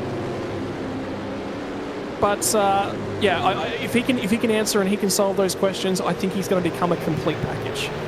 But he's got to do something to do that. Rayan Leonage is leaving himself an opportunity though here tonight, which I think is quite key. His next driver on the road for him will be Chris Coxett, and Stenny's got 3 laps worth of fresher rubber in behind him. Coxett come in now, so he's now 13 laps into this stint. 15 laps to go. I'm going to say one more lap and he's in, and he'll split at 14 and 14. Or how about Stenberg? By the way? He's actually going to give a big old bump drop and a whack now to the rear end of Rayan Leonage. So Leonage is going to hang on to this one, and you just got to Stenny. Does he think he's quicker than Leonage at this point in time? If he's not, okay, range up, push him along, work together here. And the other problem is these two know. Remember, Stenberg just had a squabble with Dylan O'Shea and got that job done, so he's absolutely made time here. Well, if they squabble, and I think Stenny will just go, I don't want anything to do with Dylan O'Shea again. No, thank you, which is why he's probably pushing. Drive-through penalty for Corey McFarlane for that incident and pit entry. I'm not too surprised by that, because he was in the inside lane, didn't allow the driver that was in front of him to get into his pit stall.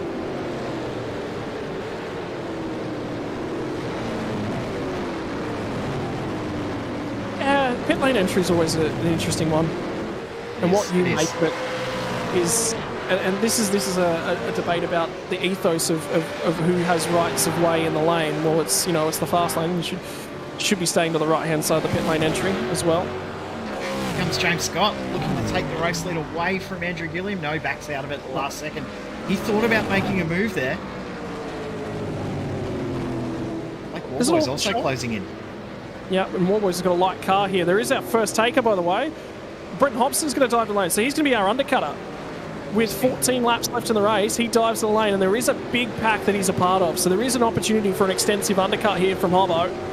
And Talyancic is ranging up on the back as we drift back through the field on the rear bumper of Zach Rattray White. So that's going to be an interesting one to keep an eye on. I'm really, really curious about what 3 extra seconds worth of fuel has done. Job Stewart's going to be right on Dylan Rudd when he comes out of the pit stop. Where's Hobson going to come out in relation to everyone else? He's going to come out just ahead of Corey McFarlane, just behind Corey McFarlane. With Byron Pearce and William Brown. Also have better tyres, so we'll see how much of an inroad Hobson can make, but his final pit stop around about 12.5 seconds. Tyson Broad is also in the pits right now as well. Hobbo's going to go for it straight away. Yeah, nice move. This is quite critical to both of these guys. Racing pitches a break, and McFarlane, unfortunately, the overcorrect on that one. Bowls him a wide, and well, Hobson, he pinched the brake on the run down in there, didn't he? He's only got himself to, I mean, it's difficult. You've obviously got the fresh rubber. You feel like it, and you just got to, McFarlane, did he need to fight that one? Probably not. Not when he's got a drive-through penalty. Well, yeah, well, I didn't even consider that fact, but yeah. But you could just see how much of I think he was trying to let him go. Yeah, no, interesting. Into the pits. Pit lane is lit up. Tom Freer's in after only 6 laps on this stint. Capel is in and Freeman is in. Remember, Thomas Freeman was one of the first to pit as well, so he's come in after 19 laps. But yeah, Tom Freer in after only 6 laps. 3.8 second stop. He has had a big undercut on everyone.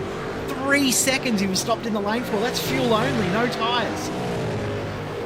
He's going. I can make this work. I can really, really make this work. Is he going to jump the whole field? Well, they'll all know. They absolutely all will know. The Lobs Esports guys will know. The question is, Tom. Remember how you said Tom Freer had a massively long first stop?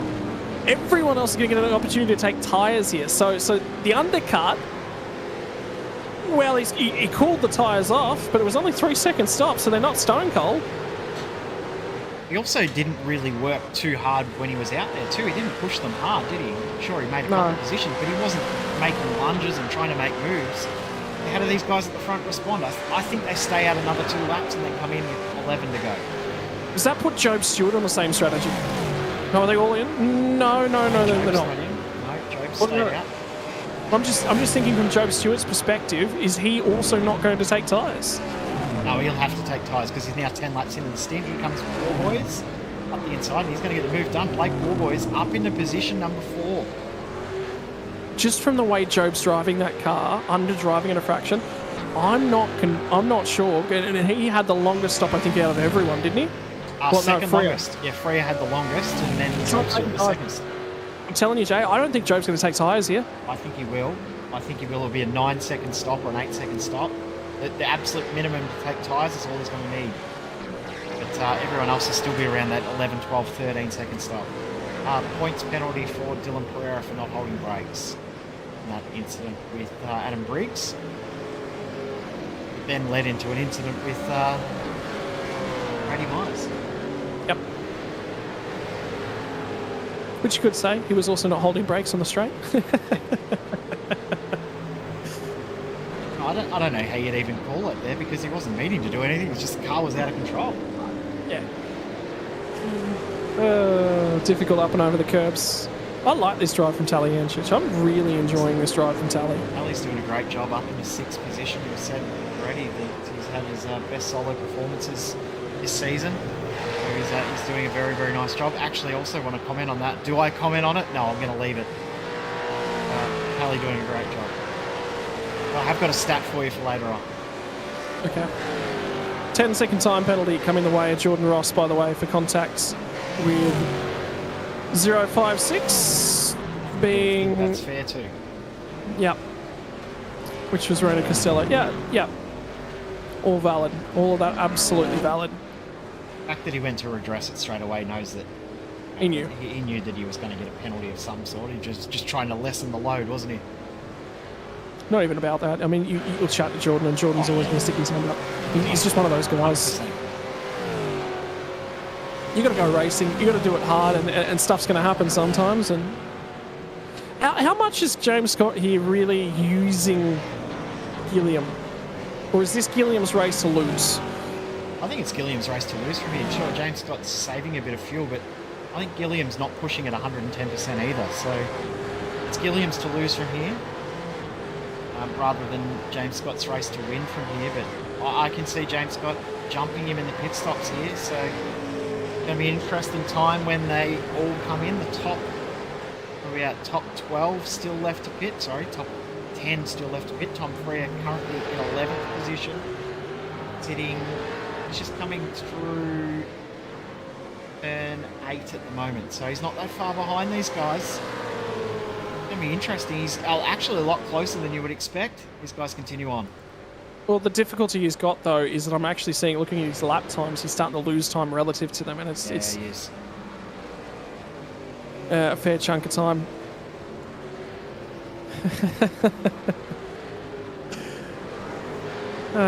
So that'll be the problem for Tom Freer, and he's going to be vulnerable late on. But again,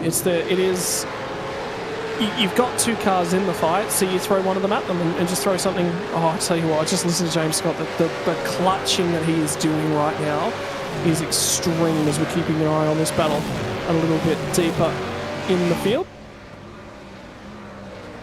Lots of drivers in the lane too. Taliancic, Stenberg. Who else is in? We've got Baker, Dyke, Morris, Rosella, and Yusuf in the pits.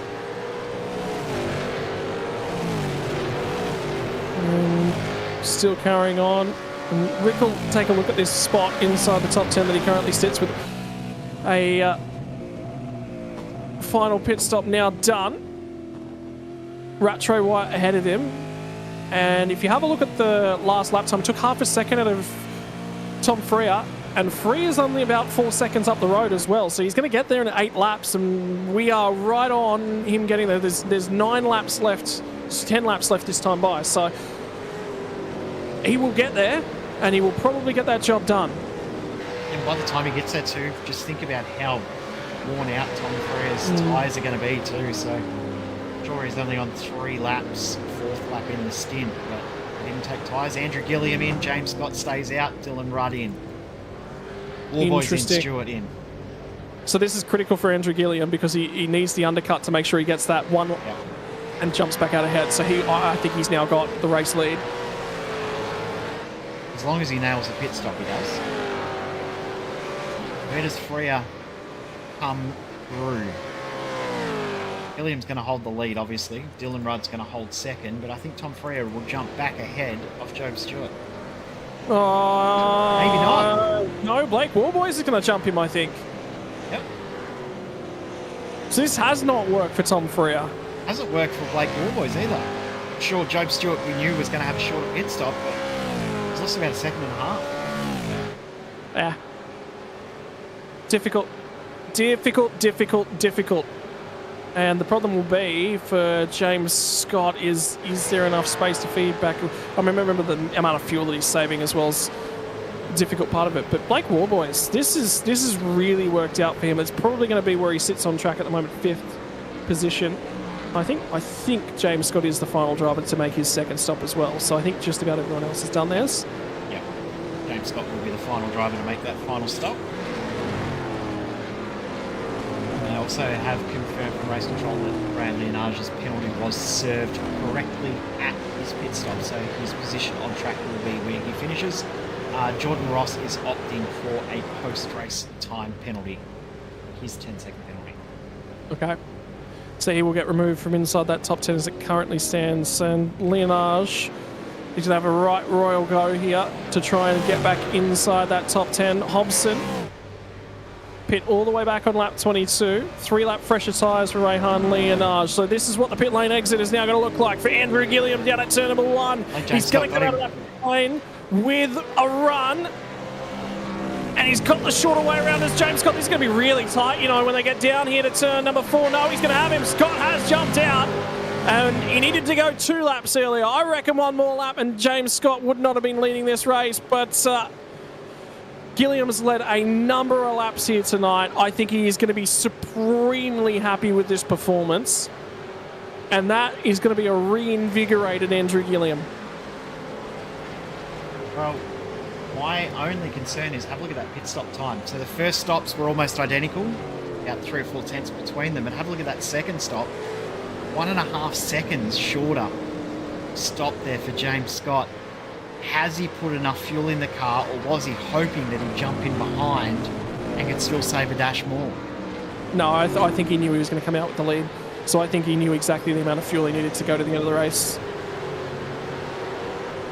We'll find out pretty quickly. Leonage and Taliancic side by side. It's Leonage up the inside of Brenton Hobson. That one's not decided yet either. And now it's all on for this. Was it Taliancic inside the 10? What's happened here? No, he was 12th at the start of the lap, so still as it was. I was a bit worried there too, but I hadn't noticed him dropping on my timing sheet, so I thought he was still where he was. And now he will have to have a crack, and he looks like he's got the overspeed just minorly at the moment on Rehan Leonage. And Brett Hobson's going to opt with some draft support as well. Grabs the brakes just a fraction early. There was a lot of speed on the run down in there. Hobson's got Leonage to his inside. They're all going to be chalked up. At turn 1 becomes 2, and Leonage had to run it out and wide. Tally didn't quite get the tip in that he necessarily would have liked at turn 3. But he is close enough for another stab, and I reckon Leonage has got to cover. He chases him all the way to the inside of the track. Leonage didn't quite cover, did leave the door open. Leonage was supremely good on the brakes. Vitaly just runs out of road. He thought about closing the door there on the inside, but by the time he thought about it, Taliancic had already got over far enough. Couldn't really move anywhere. Had to tuck back in behind and did a great job on the brakes there, so well done. As just seeing and looking at the front, that was about 1.7 seconds before. It is now down to 1 second. So Gilliam is closing. Safety car, yeah. Oh, that's going to change things. Ben Morris, well, who's sitting in 30th at the moment? Will Brown, he'll come in for tyres. Matt Morris will come in for tyres. Yeah, if you're back in 25th on back, I reckon you come in. Yeah, absolutely you do.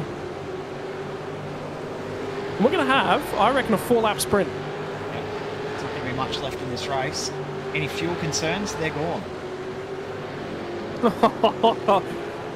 Split 2 all over again, Joe? Oh dear. This is an interesting one. So Ben Morris made contact there with Corey McFarlane, bang into the wall, pops the engine, and gets it back as far as he can. And the car decides it doesn't want to go any further. He's having a lot of problems turning that thing right there. Yeah, well, he cuts across the grass a lot. So he's seen the front wheels damaged on the left. He's just trying to limp it back to the pits, and he just got it as far as he could before it wouldn't go any further. Into the pits, Ty Delaney, Matt Morris, Byron Pearce, Brady Myers. I mean, why not from Brady Myers as well? And there's a few cars that tail into the field with good damage that'll get an opportunity to repair a lot of that here. Jeez whiz. That's where the car wouldn't go any further. Yep. He's had a big old slide out there. Well, Ben Morris, he'd be wishing that was a lawnmower about now. He might have got some of the yard work done. Do we want to talk milestones quickly? Go nuts. Absolutely. All right. So Blake Warboys, 2 rounds ago at Winton, had his best ever finish in P5. He was in P4 before, so he'll be looking to get one more spot to get his best ever finish. So there's a milestone that potentially could happen in this race. Other milestones tonight, as we said, we've got a couple of drivers that are starting their second ever V8SCOPS round. One other thing I need to double check here, because I was about to make a statement and decided I better not. So there's actually 3 drivers that are making their second V8SCOPS start. So Ty Delaney, who else did we say? Byron Pearce and William Brown all making their third V8SCOPS start. The other stat I wanted to talk about was Rainy Costello in race 1. From what I can see in my stat sheet that I've looked up, that was the best result from in a split race with a 2-race format in race 1 from a split 2-race winner. Ross Rizzo did finish higher in race 2 of a progressive sprint event, but not race 1. So there you go. So that was a great result from Rainer Costello. Unfortunately, won't be able to back it up with another good result here, but even still, that's a really good drive. Tom Freer. Oh, so did we just say just before as well, Jordan Ross still has a 10-second penalty? Yes. So not served. Safety car really cripples him. Another Synergy Sim Racing driver that's in trouble, Tom Freer. Old rubber. No tyres here. He would have wanted that to go green. Won't get that opportunity. We're going to get 4 laps to finish this thing out.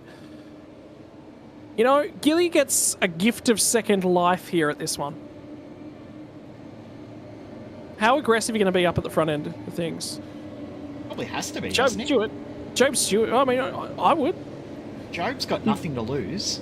He's not in the championship fight. He's only here for race wins. He's here for experience. He's here for helping out to practice for other series as well. Of course, the Logitech Pro Invitational will come here for an Enduro in a few weeks' time. So a lot of drivers are using this as a real practice hit out for that round. So I think Job Stewart is going to use it as an opportunity to see what he can do and how much he can push the car. And for Blake Warboys, mate, first ever Scops podium. It's 2 spots in front of you. Yeah, it's there. It's there for the taking. And the tyre life across the top 5, James Scott's got 1 lap on all of them. That's it. That is the only difference in tyre life. And on a safety car, that basically turns down to nothing. Yeah. car's pulling away. Tom Freer is in trouble. Tom Freer is in a lot of trouble right now. Which, I mean, that also protects the cars ahead of him. But, yeah, he needs to get a good jump, and he needs to be safe through turn 1. If he survives turn 1, 2, 3, he might hang on to a lot more spots. But if he's too wide through 1, 2, 3, he's in trouble. He's in big trouble. Because then he just falls like a stone. Right.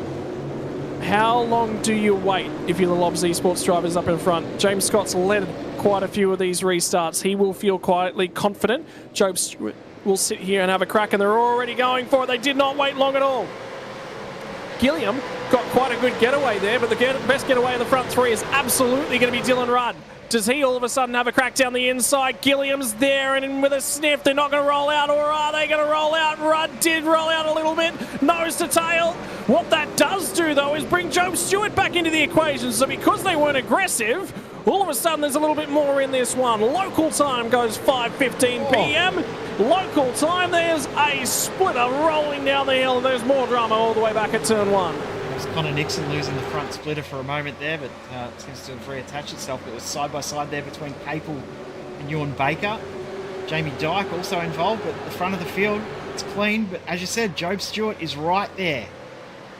Why not? Why not? Have a crack. Stick yourself on the podium. Ruffle some feathers.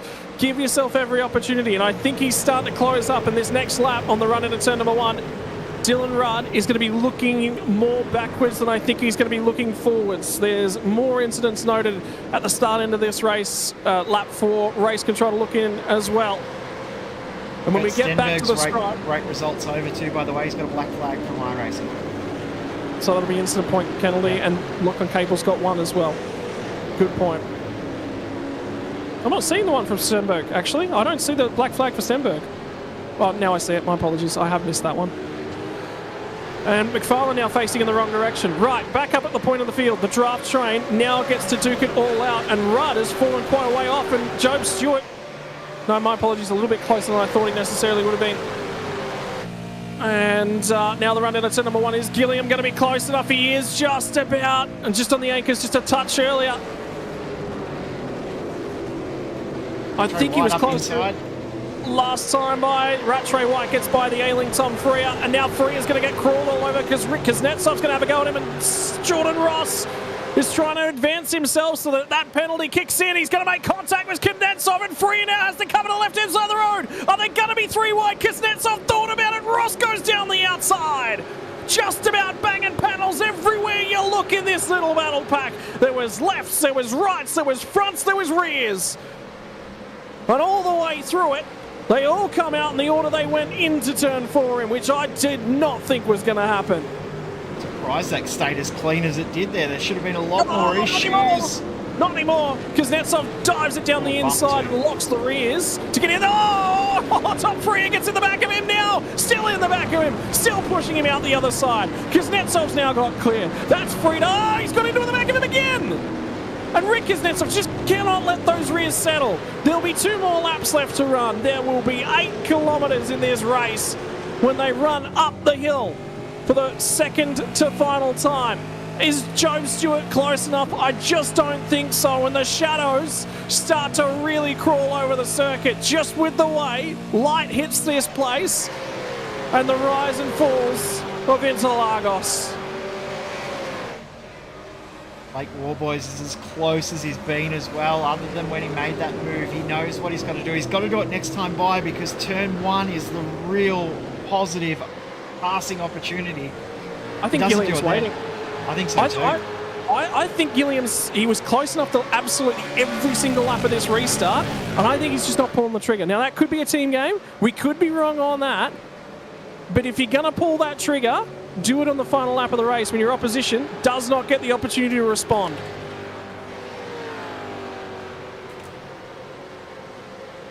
And James Scott will sit there and go, hey, look, it'll ruin the perfect record, but P2's still, that'll just about do enough to lock up the championship at this early stage. It'll say to everyone else, you've got to win everything, and I've got to not finish to bring you back in the game.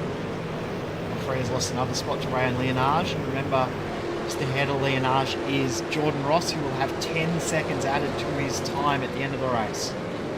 Does Leonage know? Well, there's Leonage, I don't think, can grab another spot other than that one, so I hope someone's letting him know he doesn't need to duke it out all that hard. I'm sure.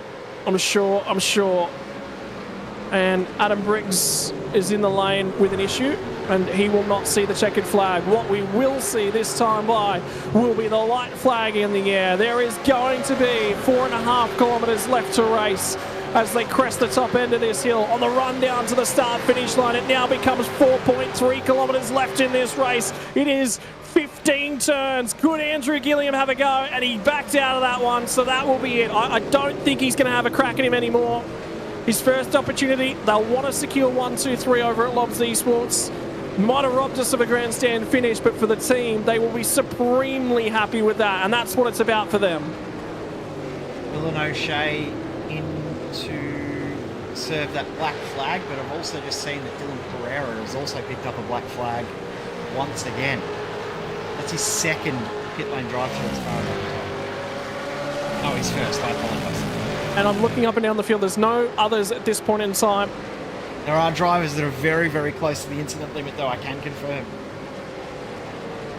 And you and just when I say a few, I mean a lot. A lot, yeah. I was going to say there's been that much contact throughout the race. I'm not surprised. And we talked about track limits. There'll be no more time when they get out of the final corner. Is Blake Warboys close enough for a stab? He's got nothing to lose. There's no one pressuring his rear bumper. And no was the response. So he'll finish in 5th place. His best split, his best finish in Scops, he will equal it. He won't progress it. Job Stewart had a really rough race, number 1. But the class of a good driver, he learned his lessons. He took his medicine and he brought that car back to life. And he's done so at a phenomenal rate of knots. Lobs Esports, they just continue to write stories. They just continue to write famous finishes. And all 3 of them are going to celebrate tonight. Because 1, 2, 3, 1, 2, 3. 2 races.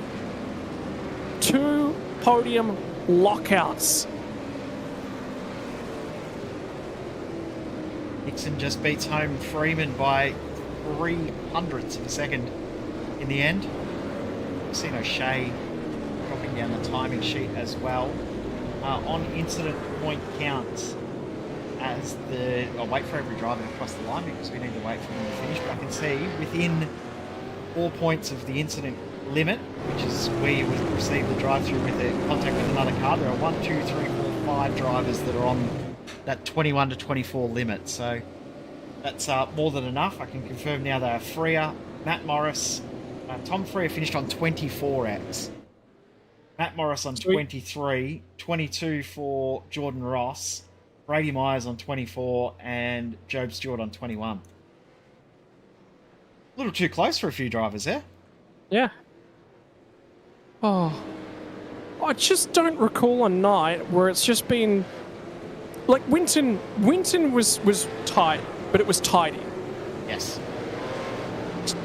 That was not tidy. No. There'll be a few drivers that'll come away from this one and go, yeah, I could have done a lot more. And I think, as we were saying, the hit out for the Pro Invitational Enduro in, 4 weeks' time, it's been a perfect hit out because they've really got some kinks to iron out a few of these drivers. And the notes that I take out of tonight are that I'm not going to take that one out of Lobs because we already knew how good they're driving at the moment, how good they're really driving. I think Gilliam will want to win. Yep. In a 500 here. I don't think he'll accept anything less. So he's proved he's capable of that tonight. He's played the team game tonight. And I think he'll say, boys, I've played the team game tonight. You owe me when we get to Interlagos.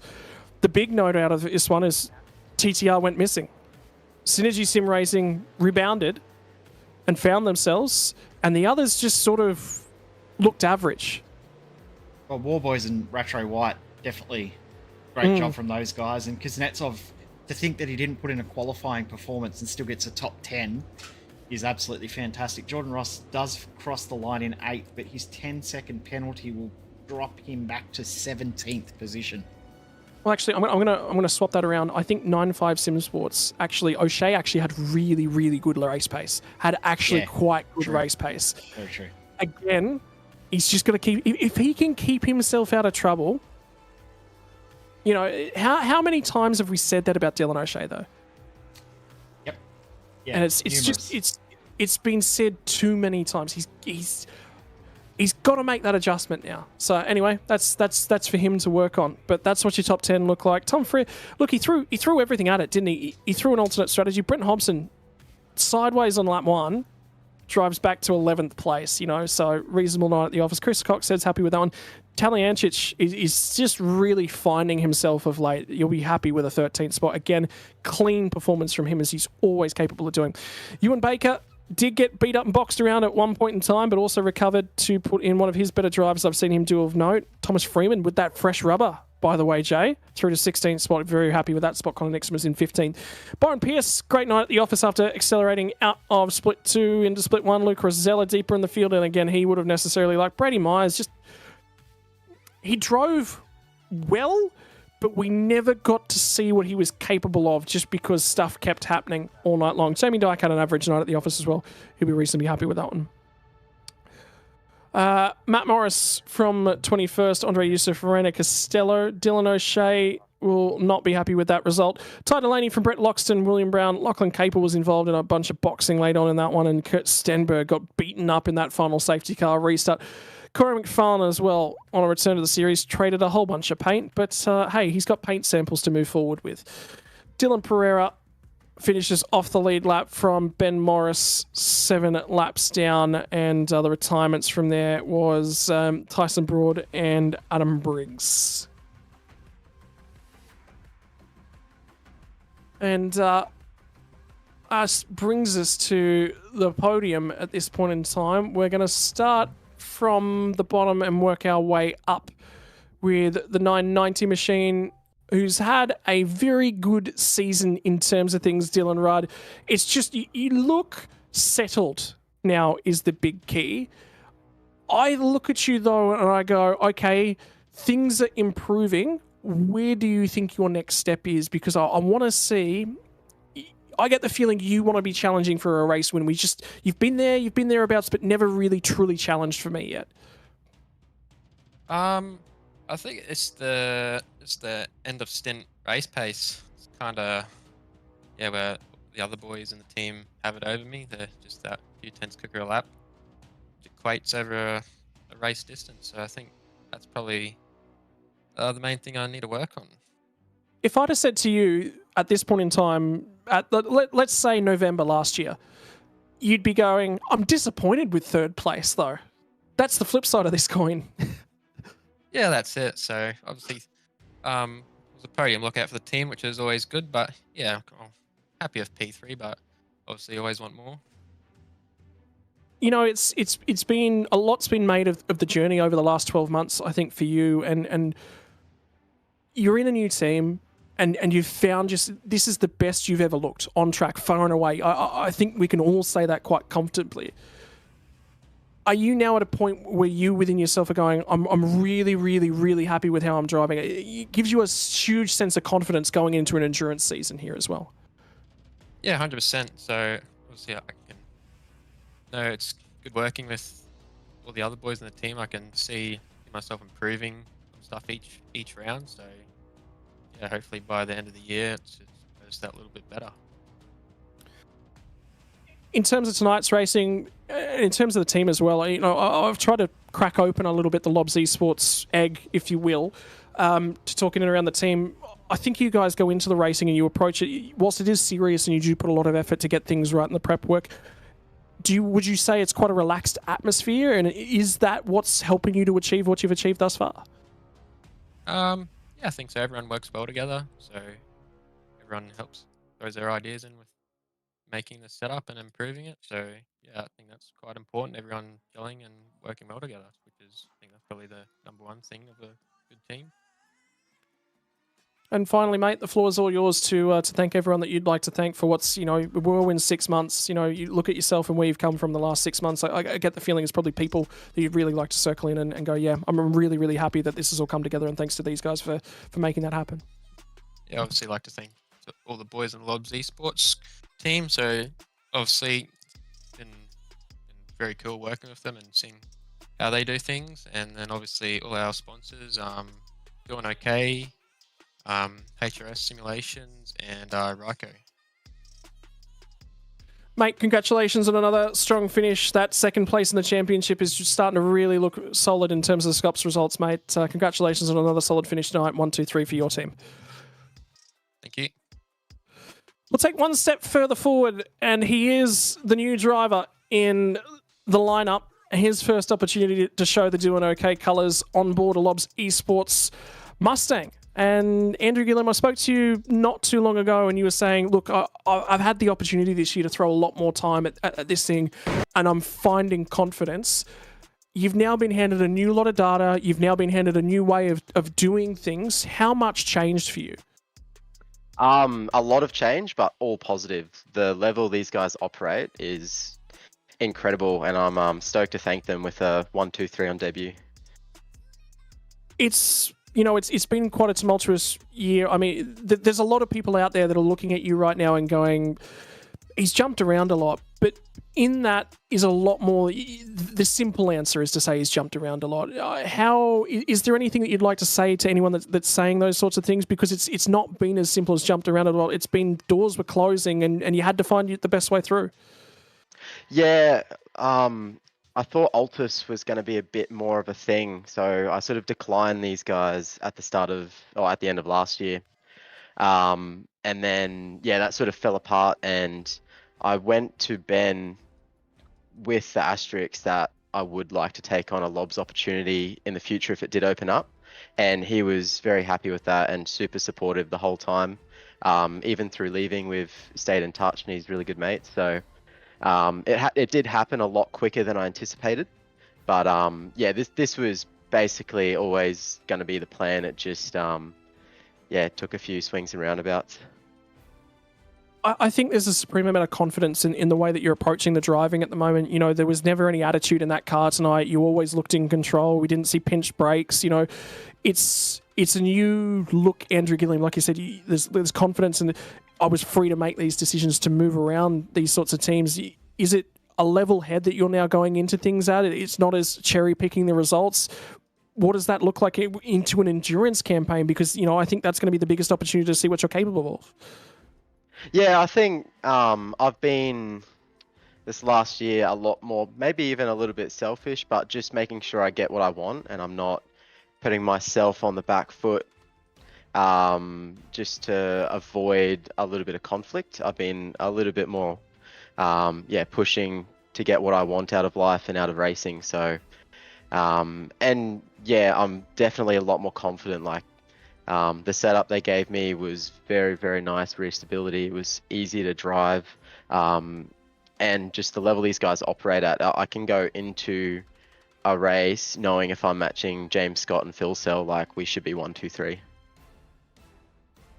Is there a race that you've got targeted now where you're going, right, that's it, I'm going to win that one? Or, you know, is there anything like that you've got pigeonholed for the rest of the year? Or it would be silly not to say Bathurst. I know my bad luck story has been getting worse over the years. I've been able to get a lot of pole positions there and front row starts in the Pro Invitational Series, but yeah, just always unlucky in the race. So I'd love to come in with a level head, like you said, with a team that can operate really professionally and just execute a really good race at Bathurst. That would be my biggest goal for the year.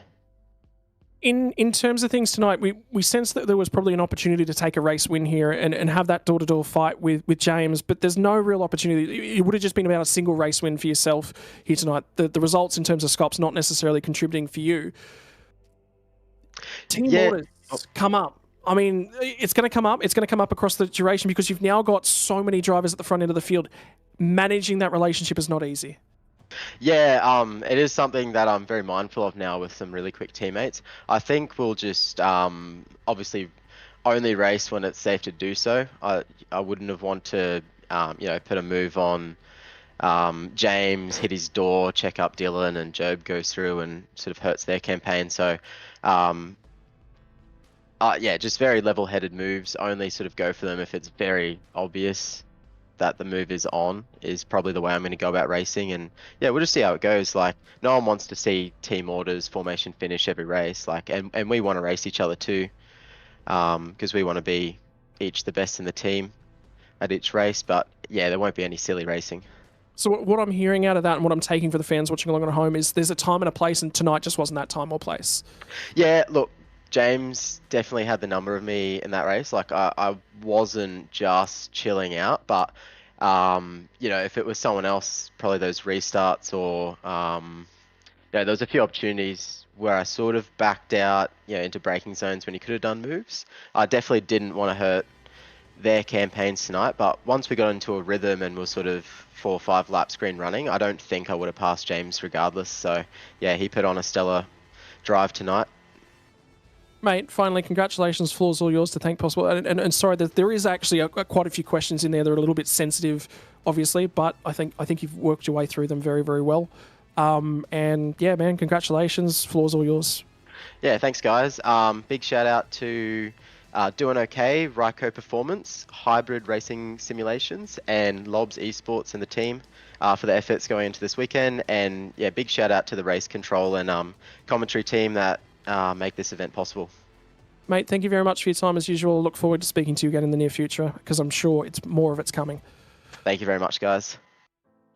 And finally, to tonight's race winner. And it is Mr. Consistent, Mr. On Top of the World, and Mr. just stringing results together.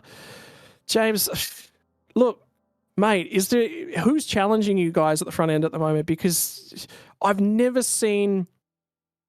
The difficulty is this is a car and a track and a combination that's been around for a very, very long time. This isn't new stuff. But you guys are just making it look as if the car and everything is brand new every time you go out, and you guys have spent, 3 times the time anyone else spent on the thing.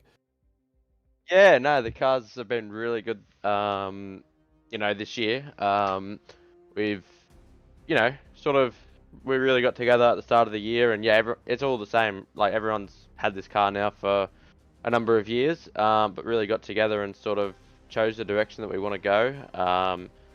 Rather than, sort of having sort of people just doing their own thing. It's been really like a team effort. Everyone putting in, some good time to really fine tune that window. And yeah, it seems to be paying off. So no, it's really awesome. Mate, I think the key is, for me, is you don't dominate by this much in this year of this car. So the back end of this year's got an endurance campaign in it. The endurance campaign always throws things up. I mean, we're going to be heading back to this place for a 500-kilometer race. That's about the perfect shootout that you guys want.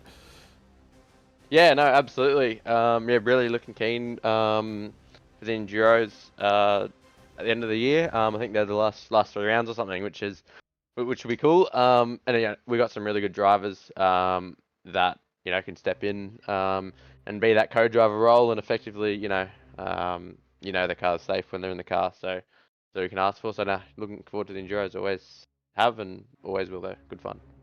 If you could pin, I mean, it's really difficult, obviously, because there's so much going on in and around you guys, and everyone says, look, the level of professionalism is just so high from everyone that's involved, and all comments are taken on board. Is there anything that you can sit down and pinpoint at the moment that you just say, this is what's leading to our success more than most?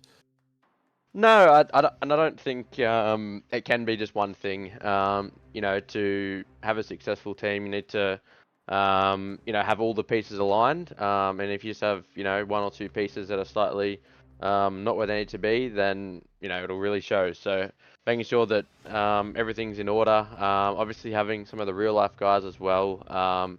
Just seeing like the way that they go about things and the level that they operate at, and try to replicate that as much as we can. Obviously a little bit different compared to real life, but try and replicate it, as much as we can for all of us, and just keep pushing each other. Obviously we've got 2 new drivers. Fortunately Griffin couldn't make it tonight, but we're all we all want to win, but at the same time, as long as one of us is winning, then that's what we want. So through the week, we always are pushing each other. Even if you're the fastest car, I'm sure there's somewhere on the lap where someone else is faster than you. So, there's still time to find. So we're all, really pushing each other to try and get to that next level, because, everyone's really worked out this car. We've had it for a while now. So, yeah, no, really working well. Yeah, I mean, look, team orders obviously comes up at different points, and that's part of motor racing. That's the genre, the era that we're in terms of things. Everything's figured out. Everyone knows what a wing looks like. Everyone knows how to maximize. Everyone knows the dirty air. We just understand these things, and we consider that they're part of racing. Andrew spoke to it quite succinctly and just said, "Look, I mean, it just wasn't my time tonight. You know, I don't think I really could have done that. Is it? There's going to come a time where you park the ego and you go, yep, Andrew, it's your time. Well, I'm going to support you to win this race. That comes further on down the line. How does the conversation surrounding that happen within the team? Because that, with the number of drivers, with the number of finishes you guys are putting up at the moment, is not an easy conversation to manage." No, it's obviously not. Never is. But in saying that, everyone at the team's got a really good attitude to the results. And, you know, inside the car, it's pretty easy to tell when, you know, one car might have an advantage over someone else. So, you know, like we could have easily, you know, battled away, ended up with, you know, 2 or 3 cars in the fence, and I wouldn't be here talking. So, we've all got the same attitude, that we just want the team to be winning, and, you know, and if you can't get the win, then, you know, fill out the rest of the podium spots. So, you know, team orders never easy, but, you know, having guys around that have been on the sim for a while and had to deal with it before, makes it just a little bit easier. So no, it's really appreciated. And yeah, absolutely, there will be times where, you know, Andrew or whoever it might be, will be faster, and I'll just sort of chill behind and take the P2. Like, you're getting the second most points out of anyone. So no, it's just all a team game. Yeah, it's really interesting to hear the buy-in from everyone. Like, there's sometimes you got some personalities in the team that just go, oh, that's not me, that's not racing, but everyone's on the same page. You sound like you've got the relationships, you've got everything you need over at that team at the moment, and everything's just that's what's ticking all the boxes. So congratulations on that. Congratulations on the psychology, man. It's been really interesting picking apart this new era for you guys, from the outside looking in and bringing that to the fans, man. So yeah, keep cracking away, and floor is all yours to thank you everyone that makes it possible for you guys. Yeah, obviously, big shout out to all the guys at Lobs Esports. Really good to have, you know, 2 guys on the podium. Like to the other guys on the podium as well, have a podium lockout for the team. It's really awesome. Our sponsors, Doing OK, Ryko Performance, and Hybrid Racing Simulations. Thanks to all the guys as well for jumping on, spotting, helping with the setup and all that sort of stuff. You know, it's all those pieces that I talk about, put it together. So having those guys around is awesome. Mate, congratulations, and can you please pass on a congratulations to Dylan Rudd on his 50th SCOPS start tonight from race number 2 as well. So, mate, congratulations to you, the team. Like I said, you guys are just performing so highly at the moment, and it's good to see. Thanks, mate. Will do. Right, OJ, that is going to bring us to the end of another round of V8 SCOPS, but it's on with you say the open technical stuff. The next time out is going to be the tight technical stuff. It's got a lot of the rise and the fall, but the layout's a lot shorter, and it's going to be the NASCAR short layout from the Sonoma circuit for round number 8. Sunday, the 4th of August, is going to be that next round for your V8 SCOPS coverage, and it's a track that tends to create drama. Drama's definitely the key word for this circuit. It's one of the best tracks within iRacing, one of my favourites, one of the tracks that I used to have my best personal results at. So it's always been a favourite of mine, but it's always been incredibly fun to watch V8 racing at this track. We've seen some of the classic finishes in V8 SCOPS history. We saw one of the biggest moments in V8 SCOPS history, one of the biggest viewed clips in V8 SCOPS history from this track, the battle between Jared Filsell and Josh Rogers at this track back in 2018. We saw Brenton Hobson get podium finishes here. Anything can happen at this track. Make sure you watch us in a few weeks' time. I always knew you were a little bit weird, but the fact you love this place certainly caps it off for me. Ladies and gentlemen, it's been a pleasure bringing you another night of the V8 SCOPS racing. It's been awesome to be on board yet again for another lockout from the Lobs Esports crew. We will join you next time out on the 4th of August for another V8 SCOPS broadcast. Bye for now, not forever, and we'll see you then.